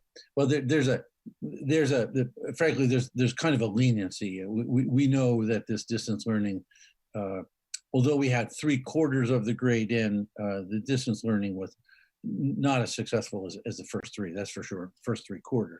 So if students opt or need to, they're going to take an incomplete, and we've got a robust system for summer completion or even next fall completion. But those kids, actually all the secondary kids, middle school and high school students, will get grades. The elementary children have standards-based report cards, and so the report card will just reflect the achievement of the student vis-a-vis the standards for the end of the year. Okay. And my last question is, we have an achievement gap in Groton. Do you think this distance learning is going to increase the achievement gap? And if so, do you have any, what are your plans to help those children that are falling behind because of the school shutdown? Well, we were extremely concerned with that, which is why when we gave out initially when we gave out the computers, we realized there were some families, and we called around some families that didn't have access to the internet, or there were families with 2 or 3 children in the home, and perhaps they were sharing one computer. So we addressed that. I think the hotspot, the providing the internet for the families that didn't have it, that has been extremely helpful. I think, however, it's been a national story that distance learning really highlights the inequities that we have in our society. And so we are working directly, phoning families and so forth to make sure the students are online. And then in the fall, when we come back or partially come back, we are going to assess the students and assess their learning, and any kind of learning gaps that occur, that we are going to provide tutorial support or perhaps even extended school. So I could see students will go to the high school all day, and then we have something called Falcon Academy, but we're intending to hire many more teachers to be tutors for an hour, hour and a half after school to kind of address those gaps, Bev. Okay. Will your budget allow you to do that? Well, we're trying to adjust our budget as best we can now, and then we know we're going to get a CARES Act distribution, which I think everyone, as I briefed the board, we don't know the exact number yet, but it will be pretty substantial, and I think it will allow us to provide the tutorial and other support district-wide. Okay. All right. Thank you, Dr. Grenier. You're welcome. Representative Thomas. Thank you, Madam Moderator. Dr. Grenier, just a few questions. In regards to the distance learning and ESL students, what sort of supports are being offered in regards to the ESL students? Well, right from the beginning, we knew that the teachers, the ESL teachers and tutors needed phone contacts. So we actually ordered them Google Voice accounts, in essence, a phone number. And so they have been making personal contact with the students. And I think that program has actually gone pretty well. We knew that our staff needed to reach out in a personal way, and they did right from mid-March on, and I think it's gone fairly well. Thank you. And as far as working parents and households that the parents may not be home during daylight hours, or they may be essential workers, are there some extra supports or paras being kind of assigned to students who maybe don't have the guidance at home to help create the structure needed? Yeah, well, I can tell you at the high school, I think they call it an accountability partner. So students who needed that support were assigned individually a paraprofessional to keep tabs and help them and support them. The other thing we knew, or actually we learned, was that we needed to give the students, especially at the high school, flexibility to do the lessons. And so I know they've created kind of like a 2-week window. And we know that parents are supporting kids on weekends and nights, not necessarily during the day. And so I think that flexibility that we've built into it has been helpful for those families. But I know, believe me, I know this is a real challenge. I know it because of my grandchildren. Yeah. So also two more questions actually. As far as like the curriculum and you know, it's a struggle for the students to complete and there's going to be a certain percentage that maybe do not complete the curriculum by the end of the school year. As far as I know, you spoke about Falcon Academy and any 8th graders that are moving up to the 9th grade that may have some gaps. What overall, though, I mean, like no matter what the grade, 6th, 7th, 8th, or all the way through, what is the thought as far as like if they don't complete the curriculum that's assigned for whatever reason? I don't want to necessarily use the word consequences, but like what would be the outcome of a student not completing the assigned curriculum? I think everyone agrees that when we reopen, we have to take a look at, so let's say it's a 3rd grade curriculum, the child is coming into 3rd grade. We need to take a look at what was reasonably fairly mastered in 2nd grade. And normally we would have expected that, but we're gonna have to get the 2nd grade teachers together with the 3rd grade teachers to do curricular alignment, because in the fall, we're gonna have to modify the curriculum. It would not be fair to the children. So we'll incorporate, in other words, we'll incorporate any learning gaps into the new curriculum to make sure that the key components of the curriculum have been mastered. Understood. And as far as like, and I know you spoke about the high school graduation, as far as like the 8th grade promotion and the 5th grade promotions, are there thoughts on how to create some sort of ceremony for them? Well, I just got a note from the middle west side, Mr. Konicki. They're going to have a virtual promotion ceremony with speeches and acknowledgement, but it will be virtual. All right, and awards and all that? Yes. All right, great, good to hear. All right, I believe that's my list. Thank you. Great, nice talking to you. Likewise. Thank you, Dr. Grenier. I don't see any other hands up, so at this time, I just want to thank you for, Representative Washington has one more thing to say. Representative Washington? I just want to congratulate you, Dr. Grenier, on the interview you did. I think it was on Channel 8 News. You did a fantastic job. And you made Groton proud. Thank you. Great. Thanks so much for saying that. Well, and anyway, thank you very much for joining us tonight. Yes. Did you have something else to say? No. I was just going to say good night and keep well. Yeah, thank you. And you too. Thanks. Okay. Bye-bye. Bye. Our next item on our agenda are the liaison reports. Representative Wells, do you have a report from the Golf Advisory Commission? I do. We had a meeting on Monday, May 4th.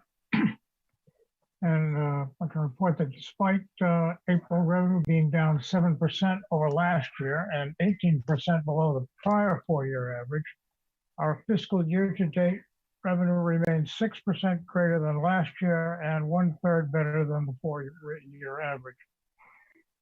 Until the course rangers come on to enforce the 1 person per cart rule, they're not renting carts.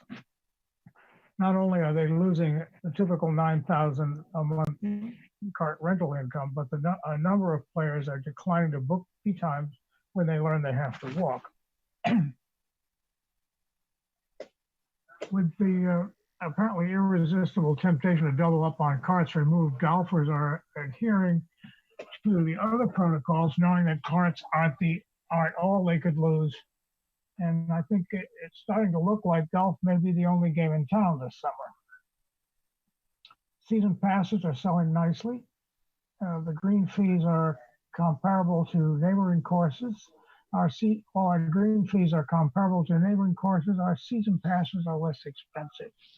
The new flexible pass lasting 12 months from the date of purchase have resulted in 40 additional members this year. Only the senior limited passes are falling behind. Presumably, golfers who have yet to return from Florida and Arizona are avoiding the travel conditions. Our Facebook marketing efforts is now promoting the new flexible membership plan and also the new junior golf program, which offers inexpensive green fees and a free set of used clubs to those who manage to play 6 rounds. The Golf Association, I don't know which one, has determined that once you play six times, you're hooked on the sport. So they're basing on it. They have a lot of these used set of clubs. They have clubs that have people have donated to the course over the years. Are now 1,055 and growing Facebook followers. Will be pleased to see soon. There's soon to be released drone footage of the course.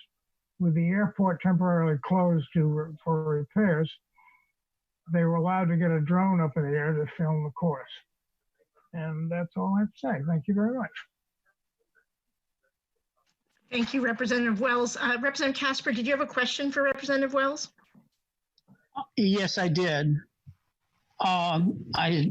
Speaking for one of the golf groups that won't book at Shenectady without carts, I'm asking, I have a question. Why aren't they renting carts? Other area courses are with the 1 per person. Well, the problem with the 1 per person was that they didn't have the rangers to supervise the course, and what would happen is as soon as the cart got out of the sight of the clubhouse, the other golfers would climb in, and it's the state that sets the number of players allowed. So 1 player per cart rule. So they would end up they'd rent the cart, they'd go around the corner, everybody pile in. It's quite understandable because oftentimes these people actually came to the course in the same car, so it's hard to convince them that they have to social distance now that they've arrived. So anyway, when they get, I don't know when the rangers are supposed to be on soon, they'll have 1 out prowling the course, making sure everybody behaves themselves, and they'll have another back at the clubhouse cleaning the carts. We might actually do quite nicely because with 1 person per cart, they may actually rent more carts. No, that's not true. The price is the same whether there's 2 per cart or 1 per cart. Well, they rent the cart. That's the price per cart. As far as I know, they charge per cart. I really don't know that. I really don't. I always assume the course charges for the rent of a cart, not. No, it's a charge per person. So if there's 1 per cart or 2 per cart, it's same charge to each person. Right. Yeah, I think they just pay one price to rent a cart, and if 2 people are in it, then they share the cost of the cart. No, there's no cost sharing. I'm guessing. Your guess is as good as mine, actually. No, I mean, I know there's no cost sharing. You pay per person. And if you're 1 person in a car, like if there's a threesome, everyone pays the same, although there are 3 people renting 2 carts, as an example. Representative Casper, Representative Wells goes to meetings and he can relate what happens at them, but he's not like an active member of that group. Right. But he could pose questions to them. And anyway, that past discussion was unnecessary. And the other question I had was they don't put the flags up. But other courses, which makes it harder because when you can't see the green, you don't know which side you're supposed to shoot for. And other courses, I've have raised cups so that the flag doesn't get removed to retrieve a ball. And I was wondering why Shenectady doesn't do that. And you can. Well, I don't know. They have their coronavirus protocol, and part of it was removing the flags. Whether they did other things, they're adjusting it as time goes on. So it's probably a good question to put directly to the folks at the course. They say, well, that's a good idea. They'd say, no, this is the reason we don't do that. But I'm really not in a position to answer that. Thank you.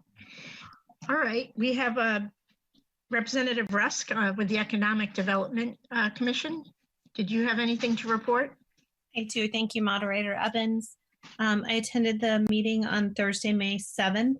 Mr. Bronk definitely discussed most of the items discussed. The one thing that he didn't discuss was that on March 24th, the Economic Development Commission sent a letter to the town council members asking them to please consider I'll read the second paragraph. It just says, the commission has taken the appropriate measures to postpone our March 30th plastics forum, as well as canceling our April 2nd EDC meeting. As a commission, we would like to formally request the town council consider and vote on delaying the implementation of the newly passed plastic ordinance. This delay might provide a small amount of relief to the business community that is already under tremendous financial stress. Such action will also strongly demonstrate to the same businesses that Groton will do what it can during a time of greatest needs. If Groton is willing to consider a delay, the EDC will be willing to assist in providing any desired guidance to the council. Signed by William Groves, the EDC chair. I don't know if the town council has made any steps in delaying the plastics ordinance, or if it's been discussed, so my apologies for not knowing that answer. Other than that, all the other business that was discussed at the meeting was addressed by Mr. Bronk, so I won't rehash that. And that's it. Thank you so much. Representative Fitzgerald, is she I'm here? here. Oh, do you have a Board of Ed liaison report? Yes, I do. Thank you. Okay. This is for meetings for April 20th and 27th. The first one on April 20th was a committee of the whole remote meeting.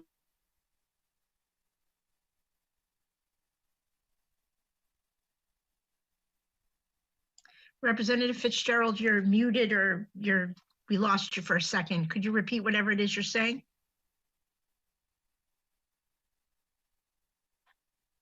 About what other things they can do for the graduates. All right, SAT testing has been canceled. They're trying to set up some summer dates. AP testing will be done on a secure browser from home for students. The STA bus contract negotiations are ongoing. GPS is waiting for additional information from STA. The virtual learning is going along. They're supported by T-Mobile hotspots. Chromebooks are still available, and the virtual learning is being considered for a summer program. Okay, Alliance funding adjustments are being made. Money previously earmarked for professional development is being moved to the Alliance funding supply account. Facilities update. The greenhouse at Fitch is up. GPS will connect water and electricity. The greenhouse will be overseen by the food department. The middle schools are packing up and planning on being in the Groton Middle School by June 20th. Demo at the middle schools is to begin the first week of July.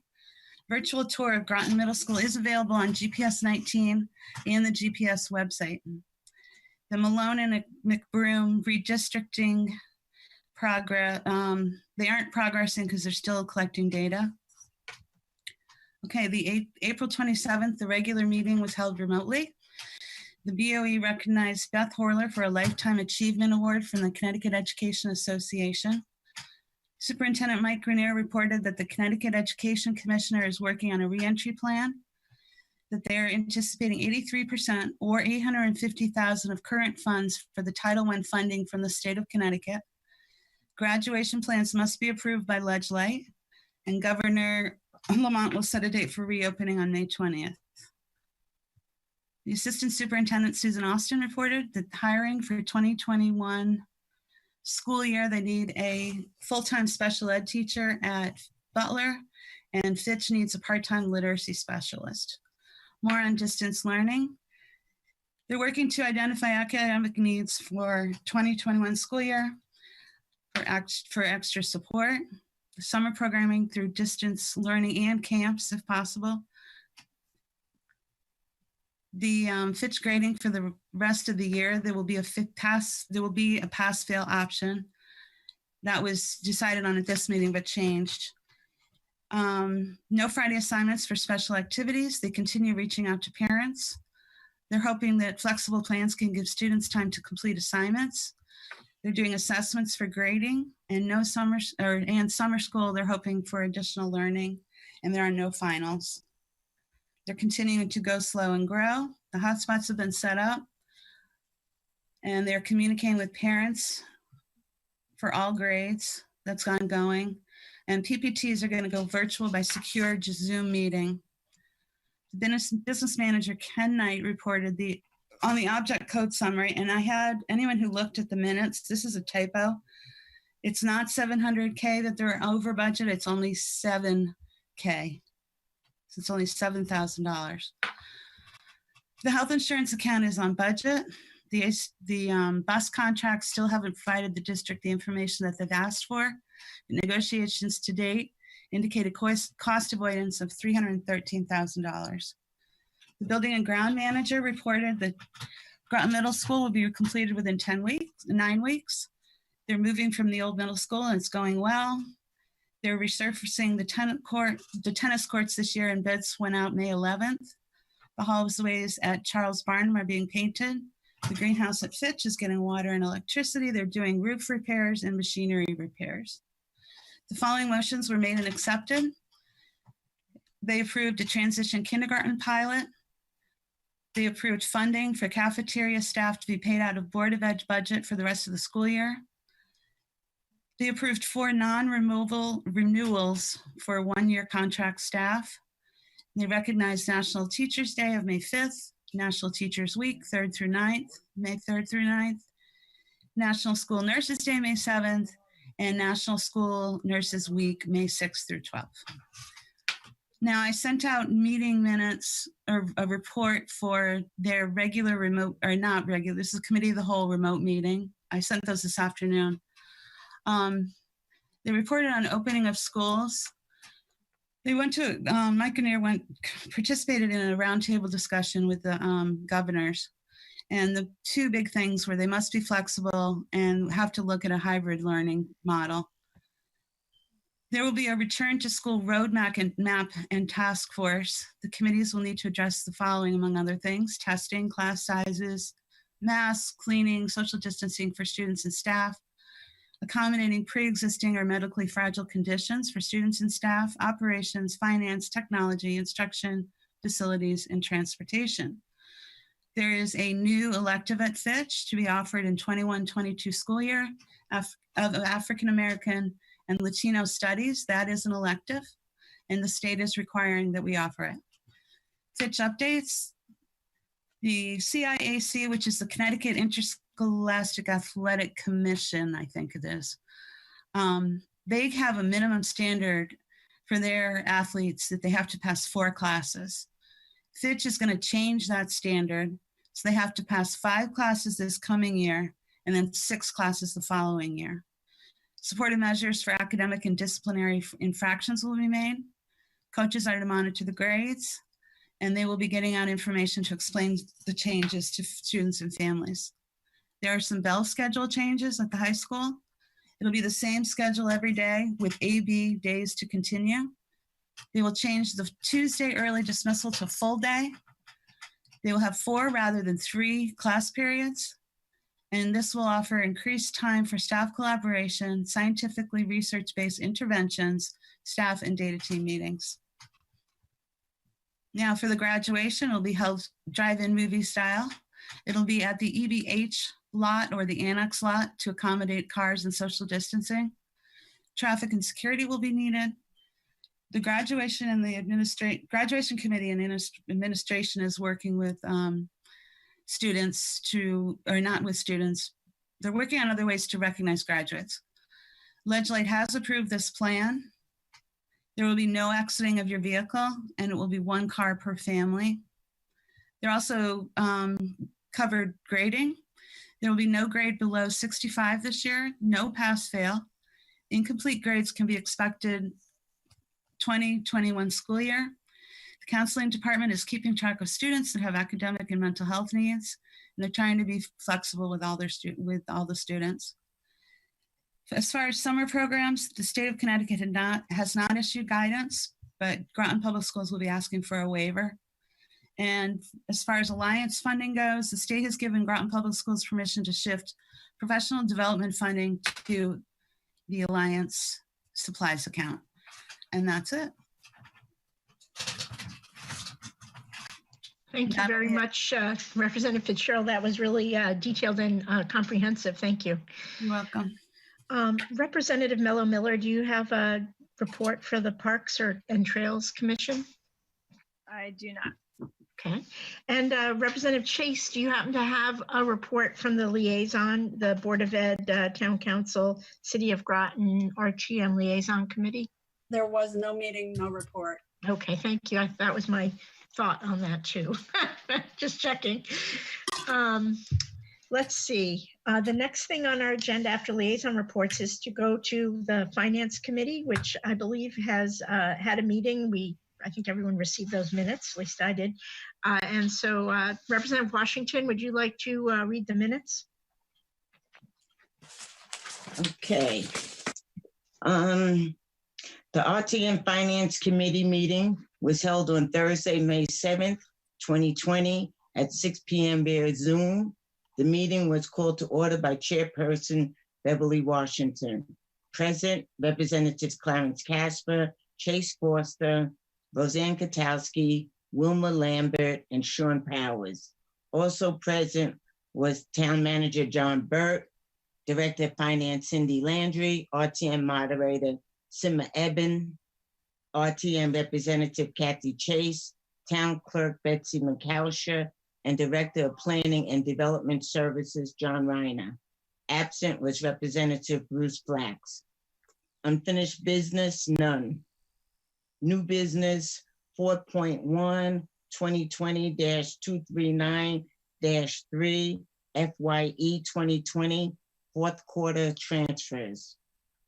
Whereas the town charter provides for supplemental appropriations to adopt the budget and transfers from the contingency function during the year, and whereas the town charter also provides for the transfer of funds from one departmental function to another departmental function during the last during the last 3 months of the fiscal year, and whereas transfers are necessary and represent unforeseen or unexpected expenditures at the time the FYE 2020 budget was adopted, now therefore be it recommended by the RTM Finance Committee that the transfers totaling $31,904 be transferred from contingency number 1074 to the following general fund departments / functions to be referred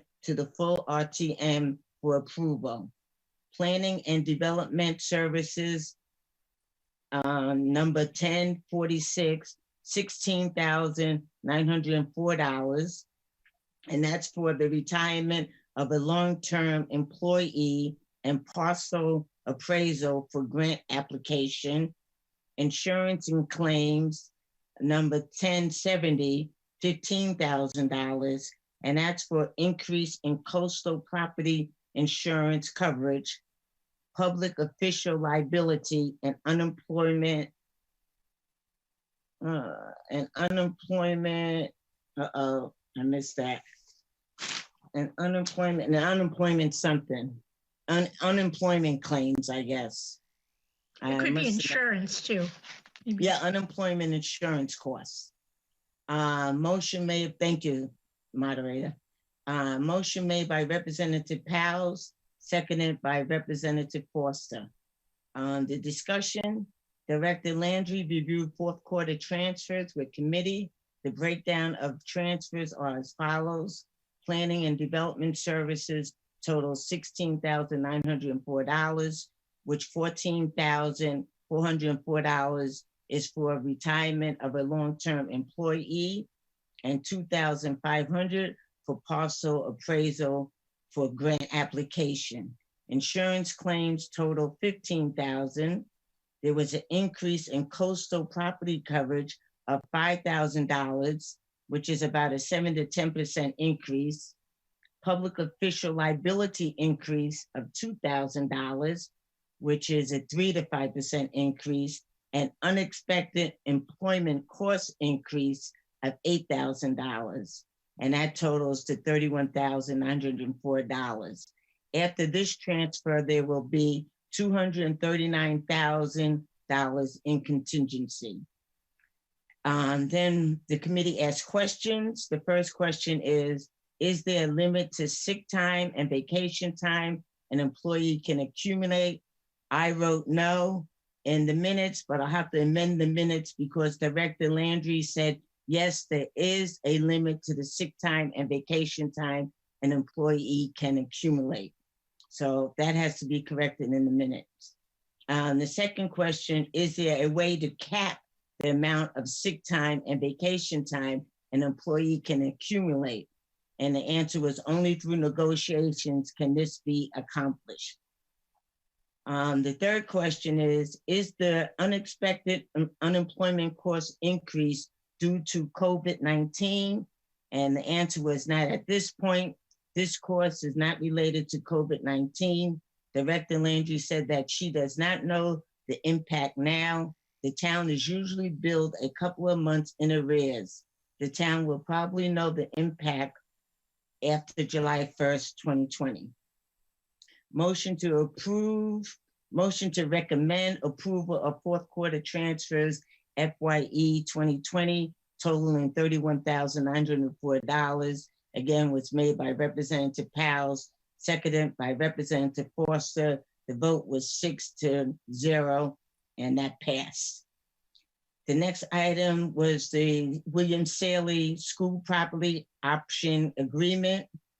The motion, whereas the town of Groton owns excess buildings and properties that are no longer needed for public uses or that have been acquired through foreclosures due to unpaid taxes, and whereas the town has been marketing the William Saley School property for over a decade, and whereas the town manager has been working with a selected preferred development team, Don Marr, as the purchasing entity on a proposal for the site, and whereas an option to purchase for the eventual purchase of the property has been prepared by the town attorney and is ready to be signed by Don Marr and the town manager at the authorization by the town council, and now therefore be it resolved that the RTM Finance Committee recommends to the full RTM that the town manager enters into an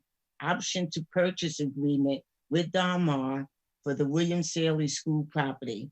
Motion was made by Representative Powell and seconded by Representative Lambert. The discussion. John Rayner gave the committee background information on the William Saley property. According to Mr. Rayner, the property was never fully marketed. Because of the unique character of this property, it was decided to hire an outside firm to help with property. The town decided to work with Goldman and York. The development department worked with various developers for this property in the past. Some developers wanted tax abatement. Others decided they were not interested in the property or their ideas did not match the ideas of the town. The town worked to rezone the property to make it a little more marketable, went from R12 to CA12 zoning. The town manager spoke with the city of Groton Mayor Keith Hendrick about getting access easement through the water tower property. That was agreed upon. The town talked with a budding property owner about selling their property to the town with no avail. There has to date been no progress with that issue. The town marketed the property with the help of Goldman and York. They received and reviewed proposals.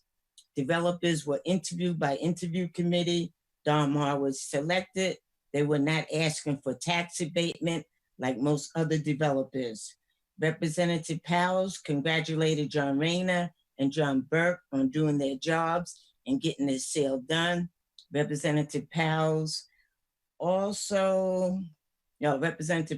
asked the following questions.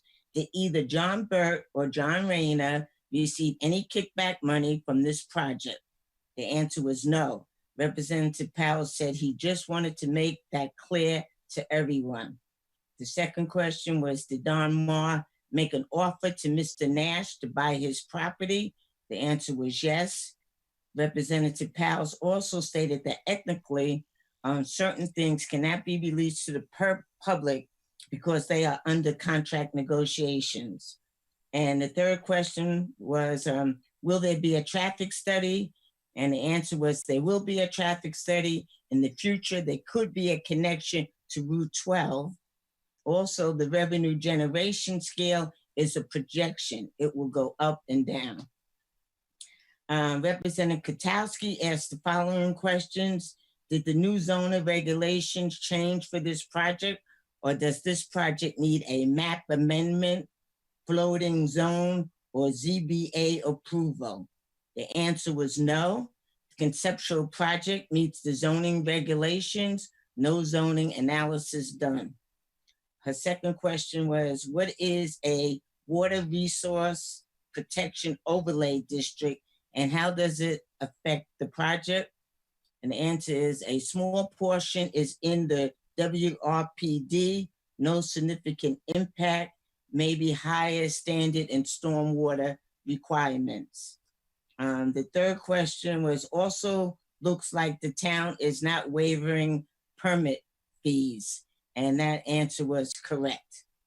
What is the expected build out time? And the answer is in 24 months, the entire project should be completed. Technical assistance from the town. Basically, does this mean that the town would either be approving or denying permit applications only? And the answer is no, different than any other project.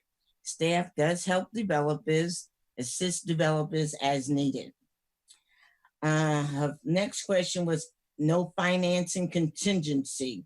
Does this mean that the taxpayers are not on the hook for any portion of this project, including infrastructure? And the answer is the developer doing upgrades as needed. No infrastructure support asked for by Don Moore. Her next question was purchaser shall have not right to sell. And is there a time limit as to when the project may be sold? And the answer is they cannot sell project until after it is under construction. Her next question had to do with tax incentives, tax on land, but no tax. The answer is the tax on land, but no taxes on buildings until construction period. Other developers were asking for 7 years of no taxes. The second comments from Representative Kotowski are from a recent letter to the editor. And she asked, is the $100,000 mentioned in the letter the realtor commission? And the answer is no, that's not true. The realtor doesn't get a $100,000 commission. Her next question was, can you please address the letter writer concern regarding formal bidding process? And the answer is, it is not required by charter or policy to bid out for marketing firms. $18,000 has been paid, $81,000 coming from Economic Assistance Fund. Her next question was, Representative Kotowski read an article in the Day newspaper dated November 26, 2019, about a study titled, Region Has Adequate Housing for New EB Employees. Two important facts are the study estimates 1/3 of the expected 5,000 new employees to come from outside Southeastern Connecticut, and the majority of the respondents are interested in buying as opposed to renting and are interested in single-family homes. Secondly, there are existing multiple multi-family units available, as well as many under construction. And her last question was, what guarantee does the town have that these 280 apartments will be able to be rented and will not go under or turn into Section 8 housing? And the answer was Don Moore is confident that renting will not be a problem. They plan to be successful. Representative Foster asked the following question. Has Don Marr attempted to use TIF? John Rayner responded, there has been no attempt to use TIF, and TIF will not be used. His next question was, what is the tax agreement with Don Marr? And the answer is the town is delaying taxes on buildings until completion. The next question was, can Don Marr hold out to avoid paying taxes? And the answer was tax abatement up to 12 months on buildings, tax on land when sale is completed. Town manager intends to have a performance bond to force completion of the project. And his last question, if they back out, can we recoup any money? And the answer is no. There's a higher risk on their side if they back out. Moderator Ebbin asked the following questions. How much would 12 months of tax deferral be worth? The answer was, have not negotiated that yet. Estimated $1.1 million taxes per year at completion. What is the cost of services? The town has not estimated that yet. The apartments are 1 to 2 bedrooms, probably not a lot of families. And her next question was, can you do a course of services plan? And the answer is yes. And her last question was, what happens if Don Marr bellies up? And the answer was, town has full faith with that company. Town has full faith that the company will not go bankrupt. They are a reputable company and financially stable. They are ready to put the shovel in the ground in the fall. Representative Washington asked the following questions. What happens if Don Marr can't fill the apartments? Is there a contingency plan? And Don Marr fully believes they will not have a problem with occupancy. And the second question was, why would the town sacrifice the appraised sale of the property? And the answer was, the town has been trying to sell the property. The town has been trying to sell property for years. The cost of demolition is more than the appraisal price of the land. Town manager feels that getting the property on the tax roll is a better outcome. Again, Don Marr is not asking for a tax deferral. And the next question is, what happened to mixed use development of property? And the answer was, mixed use was the plan for the entire property, not for William Saley property. Needed Mrs. Chipperini's property to have a mixed use project. And the last wasn't a question, it's a statement. Representative Washington would like to see cost of services. Town manager said that the information will be available in the future. Representative Powles asked the following questions. How much abatement has been done already to that building, meaning William Saley? Some was done for the town to continue to use the building. The town used building for park and rec programs. And his next question, can we get Ms. Chipperini to sell her property? Tried, but not willing was the answer. Tried, but not willing to sell. Representative Washington stated that some residents are concerned about the traffic with the addition of 280 apartments. What is the plan? Town manager Burt stated that only 2 people have expressed concerns about the traffic. The town doesn't see a problem with the traffic. A traffic study will be done later on. Town clerk McAllister asked if it was possible to include the RTM in the beginning of the process. There could be 2 or 3 members involved in the entire process.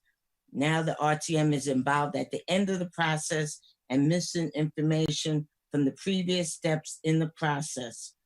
Representative Washington agreed. Representative Washington stated that the RTM is being asked to make the same decision as the town council with less information and involvement. Town manager John Burt does not have a problem with this proposal, thinks it is doable. We'll look into it and get back to us when the next project comes up. The committee members thank Town Manager Burt and Director of Planning and Development Services, Reiner, for their work on the sale of the William Saley property. Representative Washington stated it may not be the perfect plan and it's hard to please everyone, but it is in the best interest of the town and taxpayers to sell property. Representative Washington asked for transparency with this project so no one is caught by surprise. All agreed. John Rayner said that the committee members and all RTM members should watch Don Marr's presentation to the town council on February 19th, 2020. Town Manager Burt will send the link to the town clerk to send to all RTM members. RTM members should view presentation if they can before the meeting on May 13th, 2020. Motion made to recommend the sale of William Saley School property. Option agreement to full RTM. Motion made by Representative Powles, seconded by Representative Lambert. Vote 4 in favor, 0 opposed, 2 abstained. So it was approved by Representatives Casper, Lambert, Forster, and Powers. Abstentions from Representative Katowski and Washington. Representative Washington, Katowski would like to watch the presentation Don Marr gave to the town council before casting a vote. Motion made to adjourn at 7:13 p.m. by Representative Powles and seconded by Representative Casper. That's it. Thank you. Did you fall asleep? Is there a motion to accept those minutes? I would make a motion to accept the minutes. Second, Thomas. White House. So we have a motion to accept the minutes by Representative Sean Powers and a second, Representative Thomas. Is there any discussion? I have one comment, which is on page 2, Representative Washington. I believe the mayor of the city of Groton is Hedrick without an N. Okay. Any other comments? Corrections? The only correction that I made is the one for on page 1 with Cindy. Right, Miss Landry. Miss Landry corrected that question from the first motion that was made, item 1. So that will be amended, and then the mayor of Groton, city of Groton's name will be corrected. Anything else? Seeing none, all in favor of accepting the minutes of the Finance Committee meeting from May 7th, please say aye. Aye. Aye. Aye. Aye. Any opposed? Any abstentions? That motion passes unanimously. Thank you. Representative Washington, would you like to put a motion on the floor?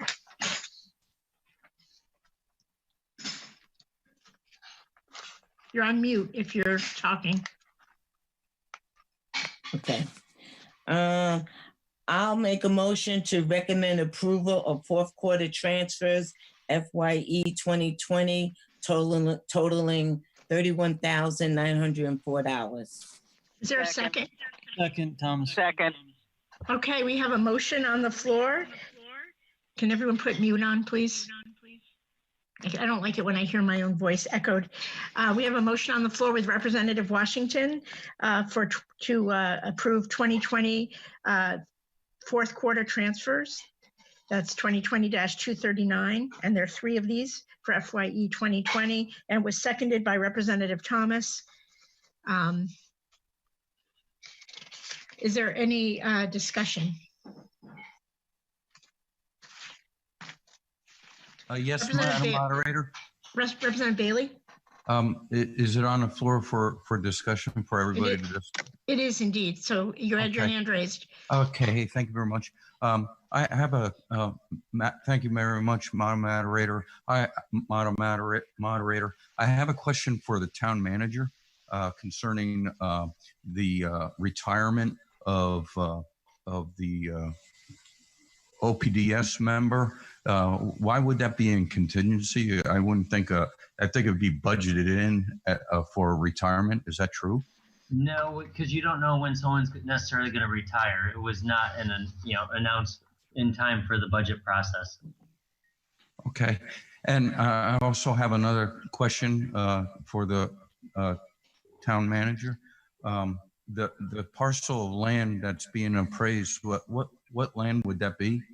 I'm not at liberty to say at this point because it's under negotiations for a potential price and all subject to a application process for grants, et cetera. But at this point, because it's under negotiations, I can't say. Wow. Okay. And I think that's, yes. Okay. Thank you very much. Thank you. Is there another hand? I saw one and it went away. Okay. Seeing no more questions or hands raised, we have a motion on the floor for 2020-239, which are 3 FYE 2020 fourth quarter transfers. All in favor, please say aye. Aye. Aye. Aye. Aye. Any opposed? Any abstentions? That motion carries unanimously. Thank you.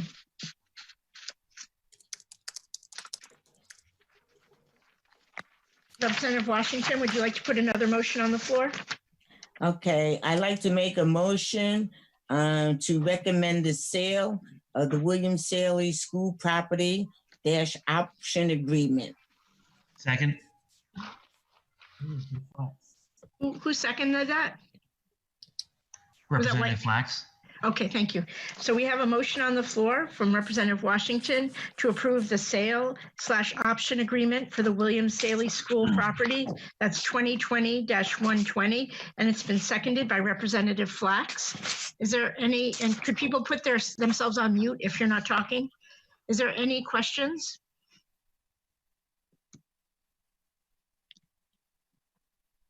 And we have Representative Cologne actually just joined our meeting, so I believe our quorum is now 34, perhaps. Town Clerk, if you could just record that Representative Cologne just joined the meeting. I think that's 35. 35, thank you. Let me double check that for you. So Representative Whitehouse. Thank you, Madam Moderator. So a couple questions that came up during the citizen petitions. I'd like to get some answers from the staff. Ed, you say that the developers are on this as well? In this meeting? Believe that Mr. DeGioia is on, or he was on. He is on, yes. Okay, good. All right, so a few questions. The first one, which I'd never even thought of this before, but someone mentioned the idea that they could turn this into a motel. Could you speak to that peculiar possibility? So this is John Reiner, Director of Planning and Development Services. I'll just quickly jump in there that in order to turn a property into a motel, they would also need to go back to the Planning and Zoning Commission for modifications of approval and need to show, kind of, does it meet all the standards? So the proposal that's out there right now, and Anthony DeGioia can speak to that, is for, and our agreement speaks to this, of apartment development. So, I'll hand it over to Anthony to talk about that a little bit.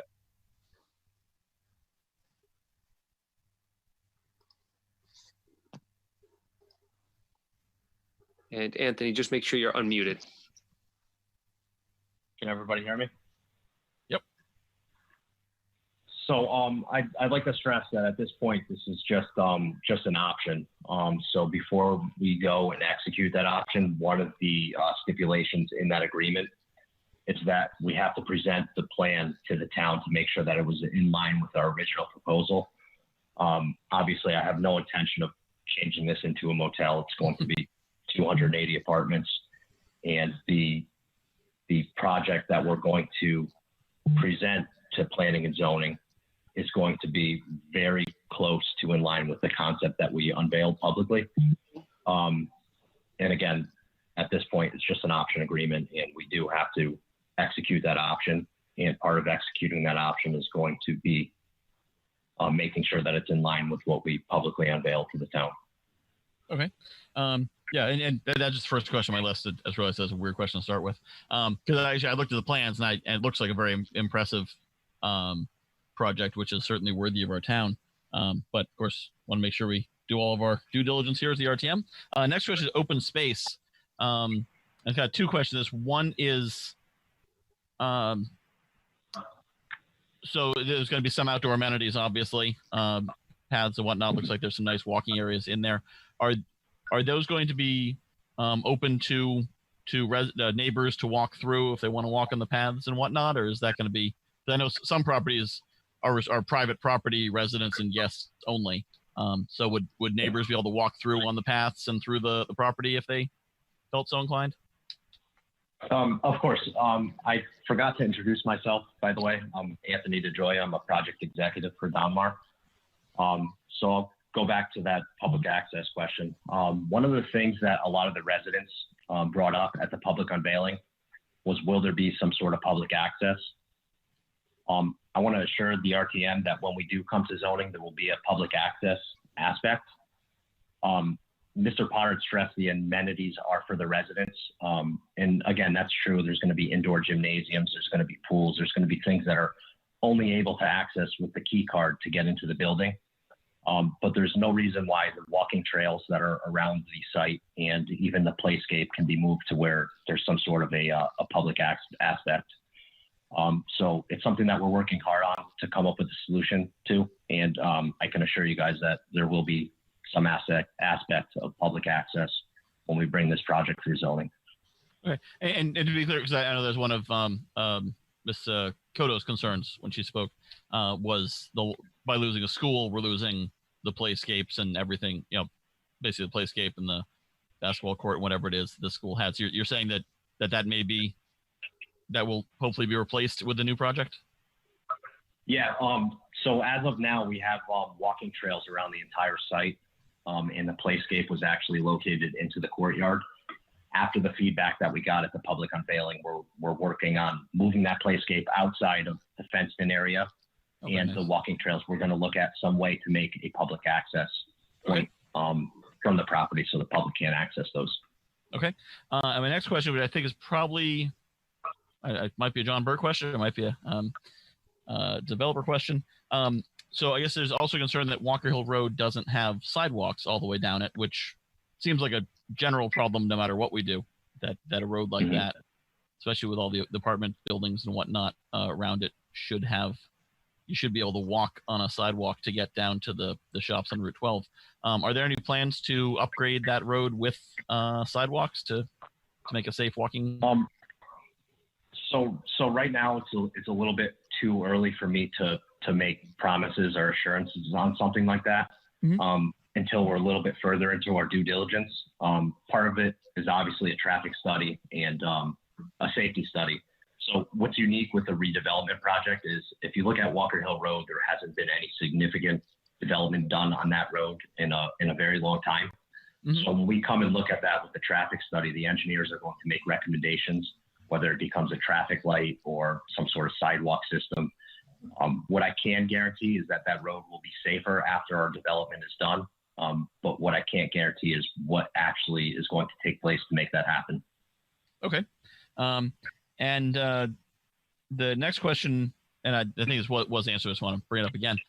So was an effort made to speak to Ms. Chipperini about buying her property? So I've spoken to Ms. Chipperini a few times. To be quite frank, the conversations were very unpleasant. The original RFP was for the Sealy School site, which is obviously owned by the town. As part of our initial due diligence, we became aware of her property, but we also became aware of the issues that arose when several previous attempts were made to put together a deal encompassing the two pieces.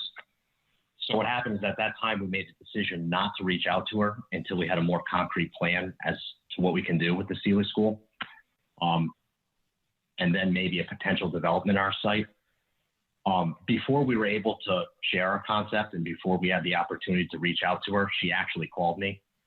And following that, I had several conversations with her. The conversations mostly consisted of her explaining to me that I don't know what I'm doing. The town staff was incompetent, and she was the key to getting anything done with the site. She was, quite frankly, she was demeaning, she was rude, and she was unreasonable. But despite this fact, we actually put together a plan that encompassed her property. We designed our parking lot and in our building layouts to accommodate a future development on her property with access going both ways.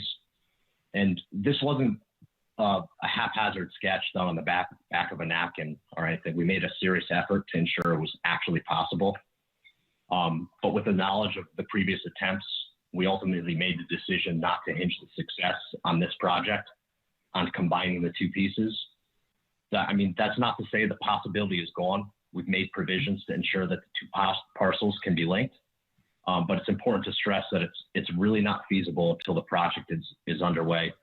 Once Triton Square is underway and there's that built-in consumer market, I think that would be a more appropriate time to begin to explore the commercial aspect. But I really want to stress that it's not out of the question, and we made serious provisions to make sure that it wasn't out of the question. Okay, so I understand, because I'm looking at the map now, and I can see basically green space where conceivably you could, if you were to later acquire that property, you could have a second egress directly to Route 12. Is that intentional, that if 5 years down the road you were to acquire that property or an easement or something, that you might put an egress down that way in the future? It is. We intentionally moved garages, we moved maintenance buildings. We even shifted one of the buildings a little bit further to the south, so that there is a clear path down to our parcel. And it's not just a shifting of the building so it appears that there's a clear path. It was actually, a study was undertaken from an engineering standpoint to make sure that it was actually feasible with the grades and the cuts and the fills and everything. Okay. Next question, this is definitely a town question, so probably from Mr. Burt. So when is, assuming that we approve this option agreement, when is the next time the RTM would be voting on this and have a chance to go no-go it? This is the only time. Eric Callahan, our attorney, is on also. My understanding, though, that it goes to the Planning Commission and the other regulatory bodies, and then back to the Town Council. But I do not believe anything comes back to the RTM. Okay, so this is the last time the RTM will vote on this. I believe so. Eric, please correct me if I'm wrong.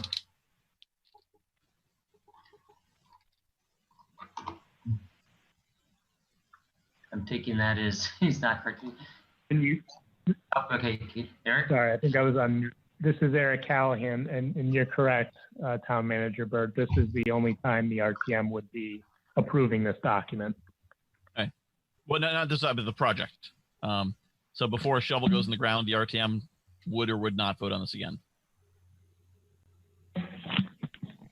No. Would not. Okay. But the Town Council will look at it again, and the Planning and Zoning Commission? Correct. Okay. So those are the bodies that would be the final arbiters of if we have something that is good. We're just doing the option agreement.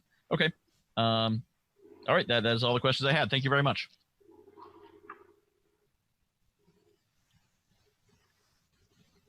Thank you, Representative Washington. I wanted to follow up with a question on the sidewalks too, and maybe this is for Mr. Reiner or Mr. Burt, but I believe that the town can require the developer to put in sidewalks to make this safer as a stipulation of the development. Is that being considered at all, or would that have to be written into this option agreement?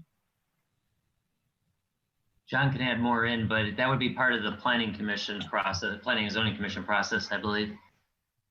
This is John Reiner, Director of Planning and Development Services. So the Planning Commission could look at on-site and off-site improvements for the development. There are some limitations by state law of what we can require developers to do off-site. And that's something I think as we go through the process, as Mr. DeGioia said, as the traffic study and other things are done, what we have the ability to require both on and off-site. That's something that the PZC would certainly take under consideration. Thank you. I was just going to say one other thing. It should also be mentioned that in addition to the Planning and Zoning Commission, this project will require approval of the Inland Wetlands Commission. Just wanted to put that out there. All right. Thank you. And I just wanted to compliment Mr. DeGioia because I was very happy to hear that a playscape would be retained on the site, so that local kids in the neighborhood can utilize that in the basketball court. So I thank you for making that accommodation. And I do certainly echo Ms. Cotto's concern about the sidewalks. So with that, I'll go on to Representative Richards. Thank you, Madam Moderator. Through Representative Whitehouse's questions, you answered this a little bit, but my question was, is there still flexibility in determining the main access to the site as negotiations continue? It seems that, I guess maybe they are what they are now, unless there's some other property that is attached to this, or maybe there is still some room in making a change. I'm not completely clear. Thank you. So basically, as it stands right now, we have two options. We have Sealy School Road, and we have the easement that the town gave us. We did have a couple conversations with Mr. Nash, who owns 91 Walker Hill Road. He indicated that it wasn't worth it to sell his property. I did make him an offer, a fair market offer, to purchase the house, and even leave him in there for up to a year, rent-free. But again, that kind of doesn't solve the issue because it's right next to the easement. But when you actually look at an overview of the site, I believe if you go up Walker Hill towards the other way where most of the residential area is, I guess that's kind of a cut through over to where Electric Boat and Pfizer would be, some of the employment centers in town. So whether the access was out onto Pleasant Valley Road or Route 12, I think that you would still have everybody cutting up through that way. But if you go and look kind of where that easement is, it kind of alleviates a little bit of having the traffic and the headlights dumped straight out into the front of residential areas. But at this point, and as everything stands, there's really only two access points, maybe the third being 91 Walker Hill Road, which really doesn't solve that issue.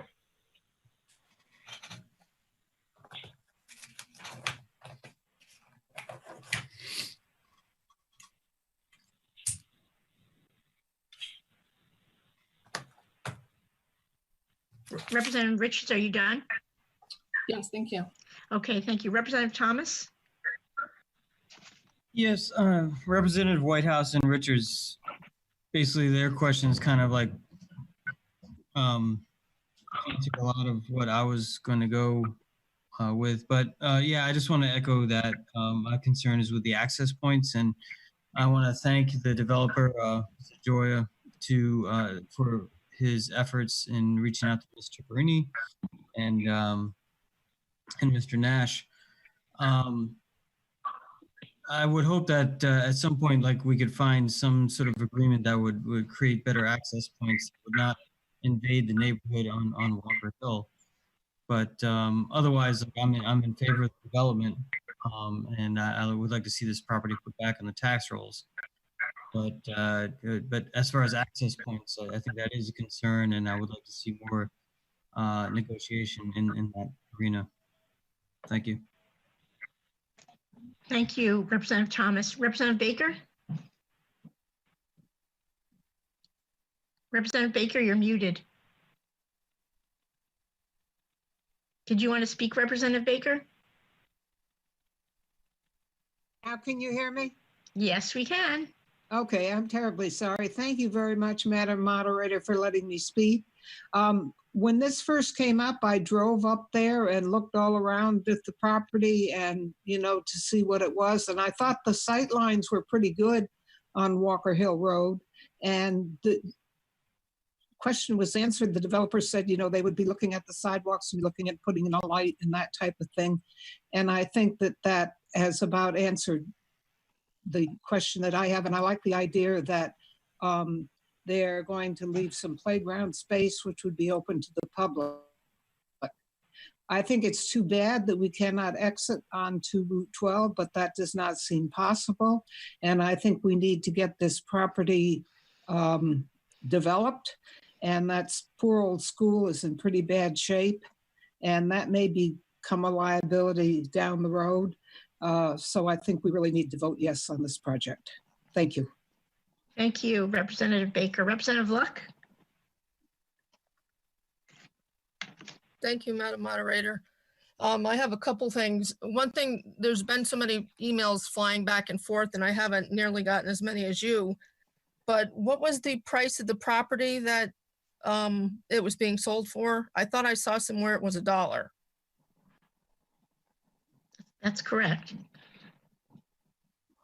But again, no tax abatements requested in the way the other developers. So it's the most economically advantageous offer to the town. All right, thank you. And another question for the developer is, I had read this, is it, how important is it still for you to keep that William Seeley name, the history behind it? So one of the things that we got in feedback with one of the town council meetings was that they wanted to preserve the plaques that were inside of the building. Yeah. So we did make provisions. I think they might be in your packet to show that we were going to have a monument at the entrance, but because it's going to be a private development, it's going to be privately owned. We kind of refrained from naming it Seeley Square because we thought that should be reserved for something in town and something that's publicly owned. But we do have provisions to make a monument on site with a flag and the original plaques that were actually inside the school on the wall. And I believe they're being preserved at the library at the moment. All right, thank you very much. Thank you, Representative Luck. Representative Powers, Christian? Thank you, Madam Moderator. Sorry, Sean. I'd like to thank the developer for all their hard work to bring this project to fruition. I do know that in our meeting minutes, we brought up, I think Roseanne brought up, Representative Katowski brought up the housing and economic impacts for housing and students going into our school system.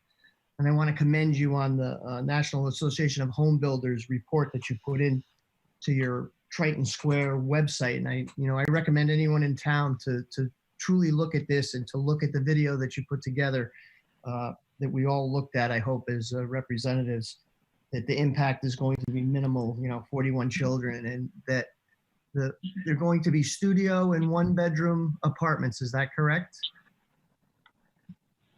That's correct. The unit mix has not been determined yet. We actually hired the same firm that the town hired in 2016 for their economic study, Camoin, and we commissioned them to start doing a report.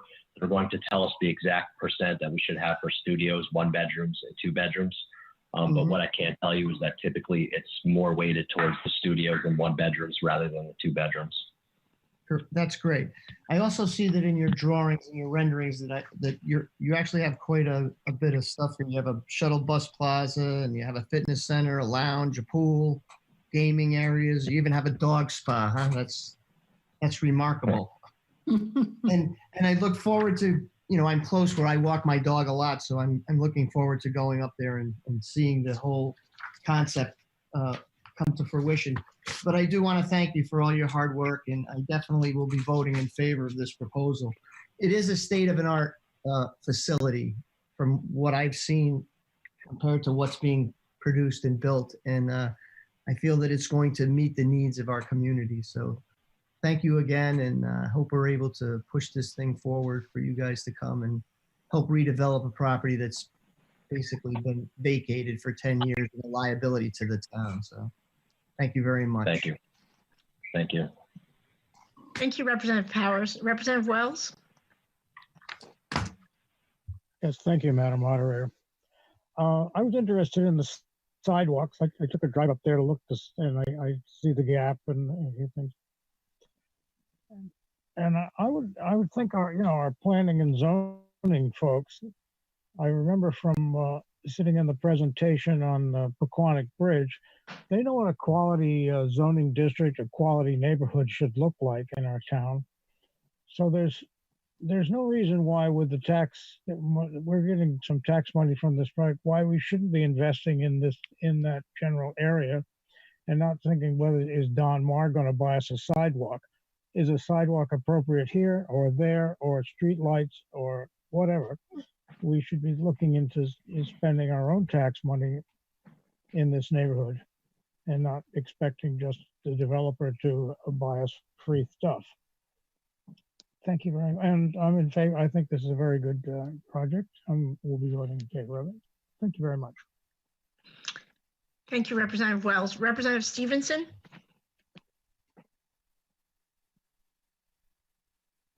You're on mute, Representative Stevenson. I thought I No? Thank you.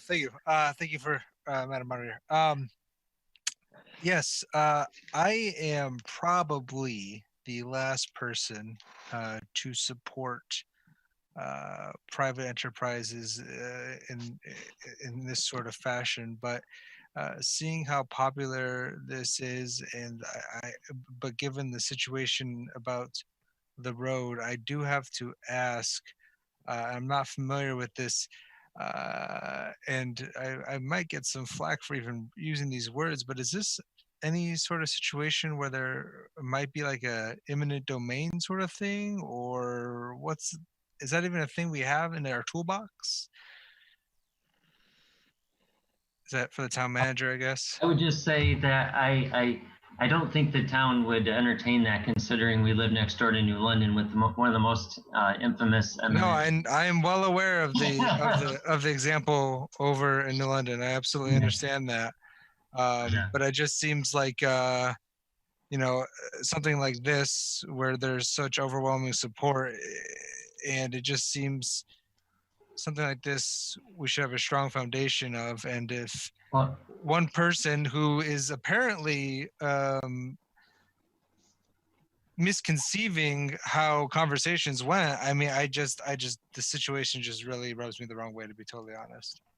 And I would say that even if I personally am not in support of eminent domain use by towns unless it's for a truly emergency type of thing, but airport or that type of thing. But I think it's not a quick process. You have appeals to the courts. That could take years, and I'm not sure the developer would be interested in staying on that long through that process. But if he thinks otherwise, I would welcome him to chime in.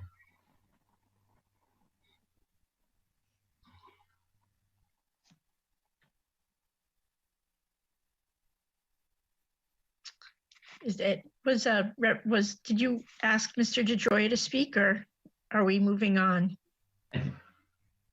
I don't think he had anything to add. Okay, there you go. Representative Washington?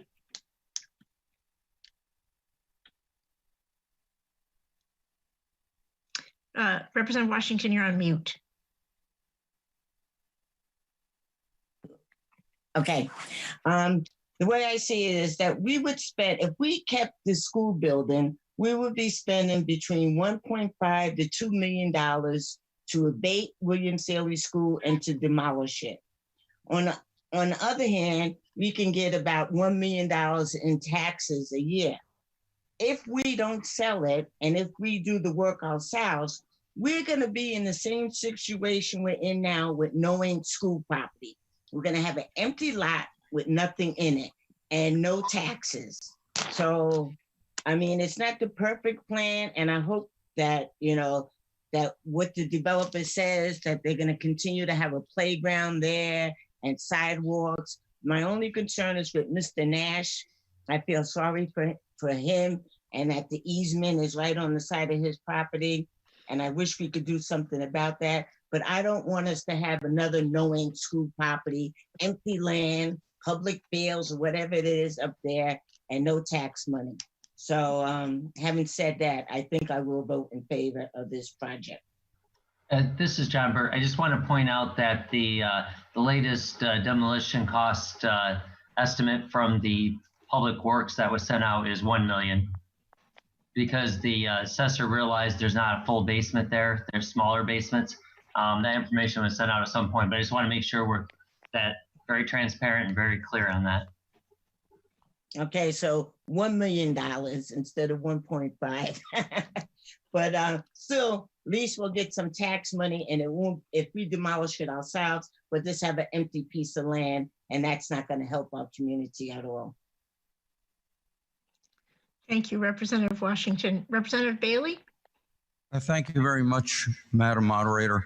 I'm against the selling off of the William Seeley School in this manner. And frankly, it's only because the residents that live over there, obviously, everybody's going with the, hey, it's a popular thing to do. It'll bring taxes up, and, you know, if we're always talking about taxes, all we're going to do is make taxes go up. As far as the residents that live there, they're the most important people that are having to deal with this at this time. And they've been dealing with it for probably several years before I even been part of the RTM. And I realize that you can't make everybody happy, but if you're leaving out one resident in this town, you're letting go the whole neighborhood. And if it can happen there, it can happen anywhere else. So my recommendation is to go no on this, only because until those needles are threaded through, and maybe there's only just a few, I think it's worth an investment to thread those needles through before going onward. So that's my only reason why I'm voting no, and I'll let it go over to you. And thank you very much. Thank you, Representative Bailey. Representative Osman? Thank you, Madam Moderator. I just have one question regarding to Mrs. Chipperini's property. How much are we actually offering to purchase this piece of property that we're speaking of, as far as the dollar amount is concerned?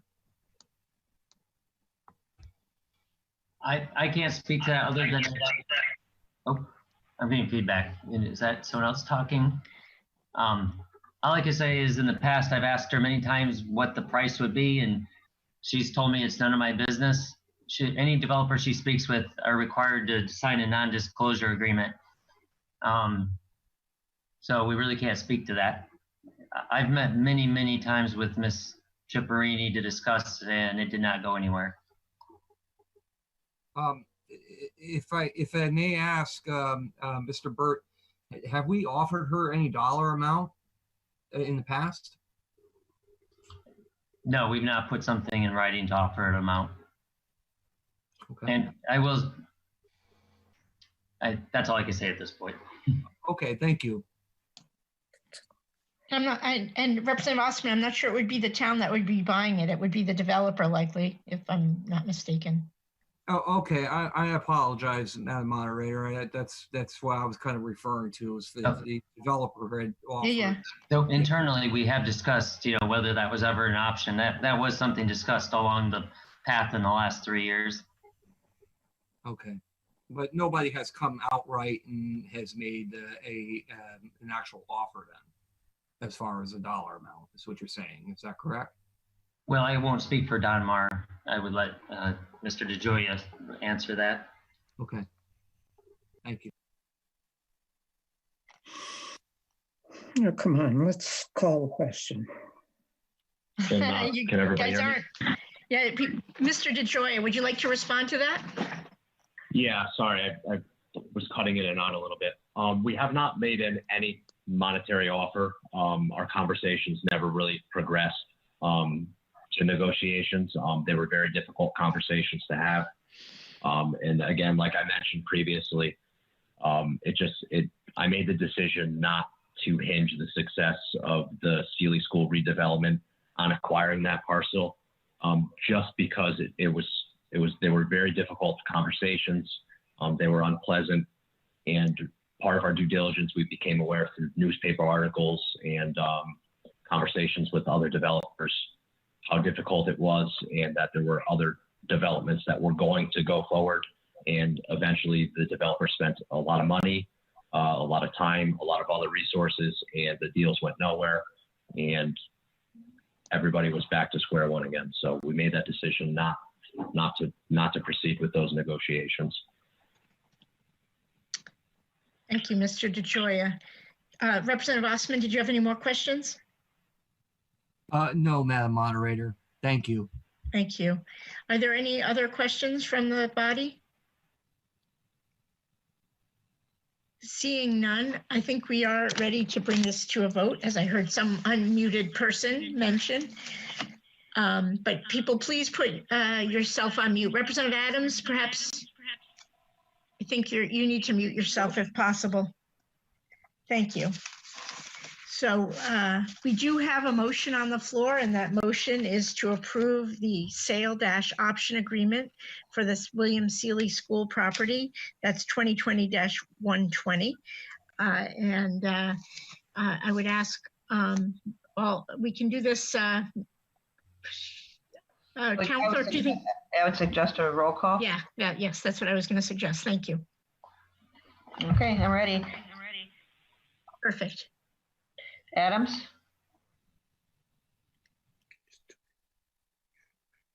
Adams, how are you voting? Yes, no, or abstention? Yes. That's why I unmuted myself before. Okay, thank you. Bailey? No. Baker?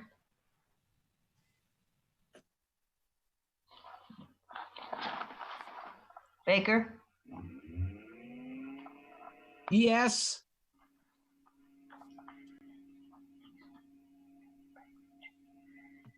Casper? Yes. Cassieri? Yes. Chase? Yes. Cologne?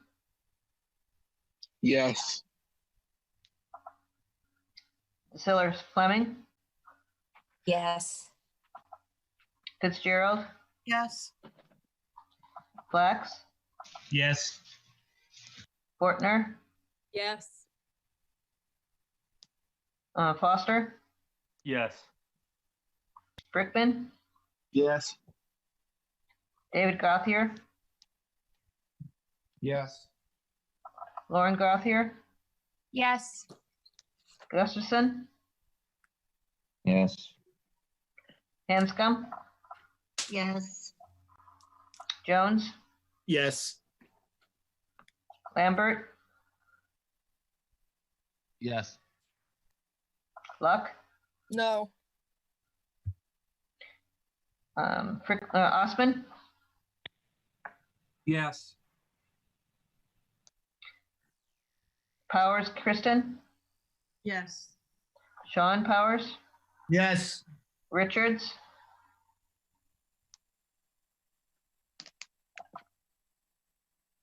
Richards? Yes. Rusk? Yes. Stevenson? I'm going to abstain. Thomas? Yes.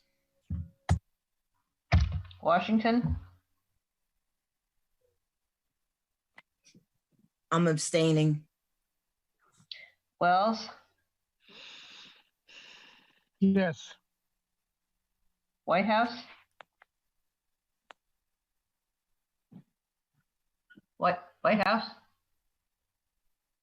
Sorry, couldn't unmute. Yes. Whitney? Abstain. And Ebbin? Yes. Oop, I forgot one. Konicki. And Mella Miller as well. What was that? Mella Miller. You forgot. Oh, okay. Sorry, I didn't see that. Konicki?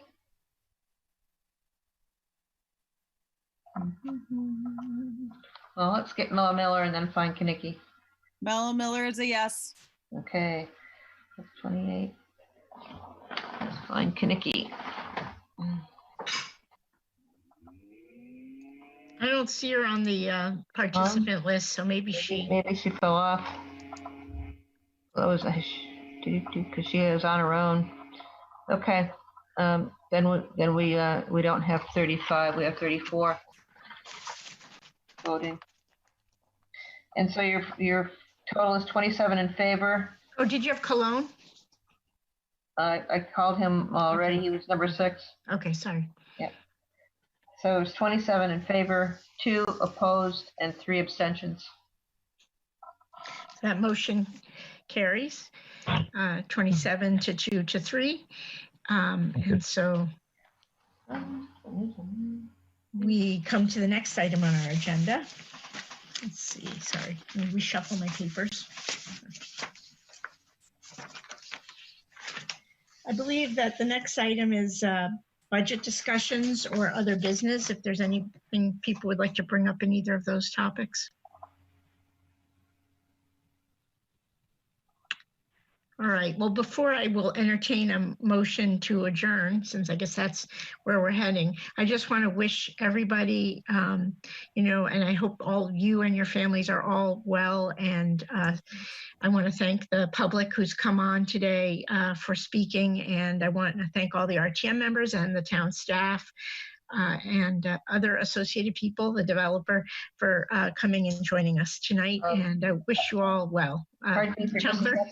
Yep, it's 28 in favor. I didn't count Representative Miller as a 28th vote. Thank you. Okay. The only other thing I would add is that Mr. Bronk did get back and say there were 200 restaurants approximately in Groton, so add that. But anyway, please have a safe rest of your May and June, and I'll see you next month. And thank you very much for coming tonight. I move to adjourn. Second. Second. We have one. We have a motion to adjourn by Representative Richards, and we have several different seconds. Seconded by Representative Rusk. Thank you. Seconded by Rusk. Can people put on mute? I can't. Not enjoying hearing myself echo into my ear. So we have that motion on the floor. Now you can unmute. All in favor, please say aye. Aye. Aye. Are there any opposed to this motion? Any abstentions? So we are adjourned formally, and we will see you in June. And again, please stay well. Bye, everyone. Thank you. Bye. Thank you. Thank you. Good night. Good night. Thank you. Bye-bye. Good night.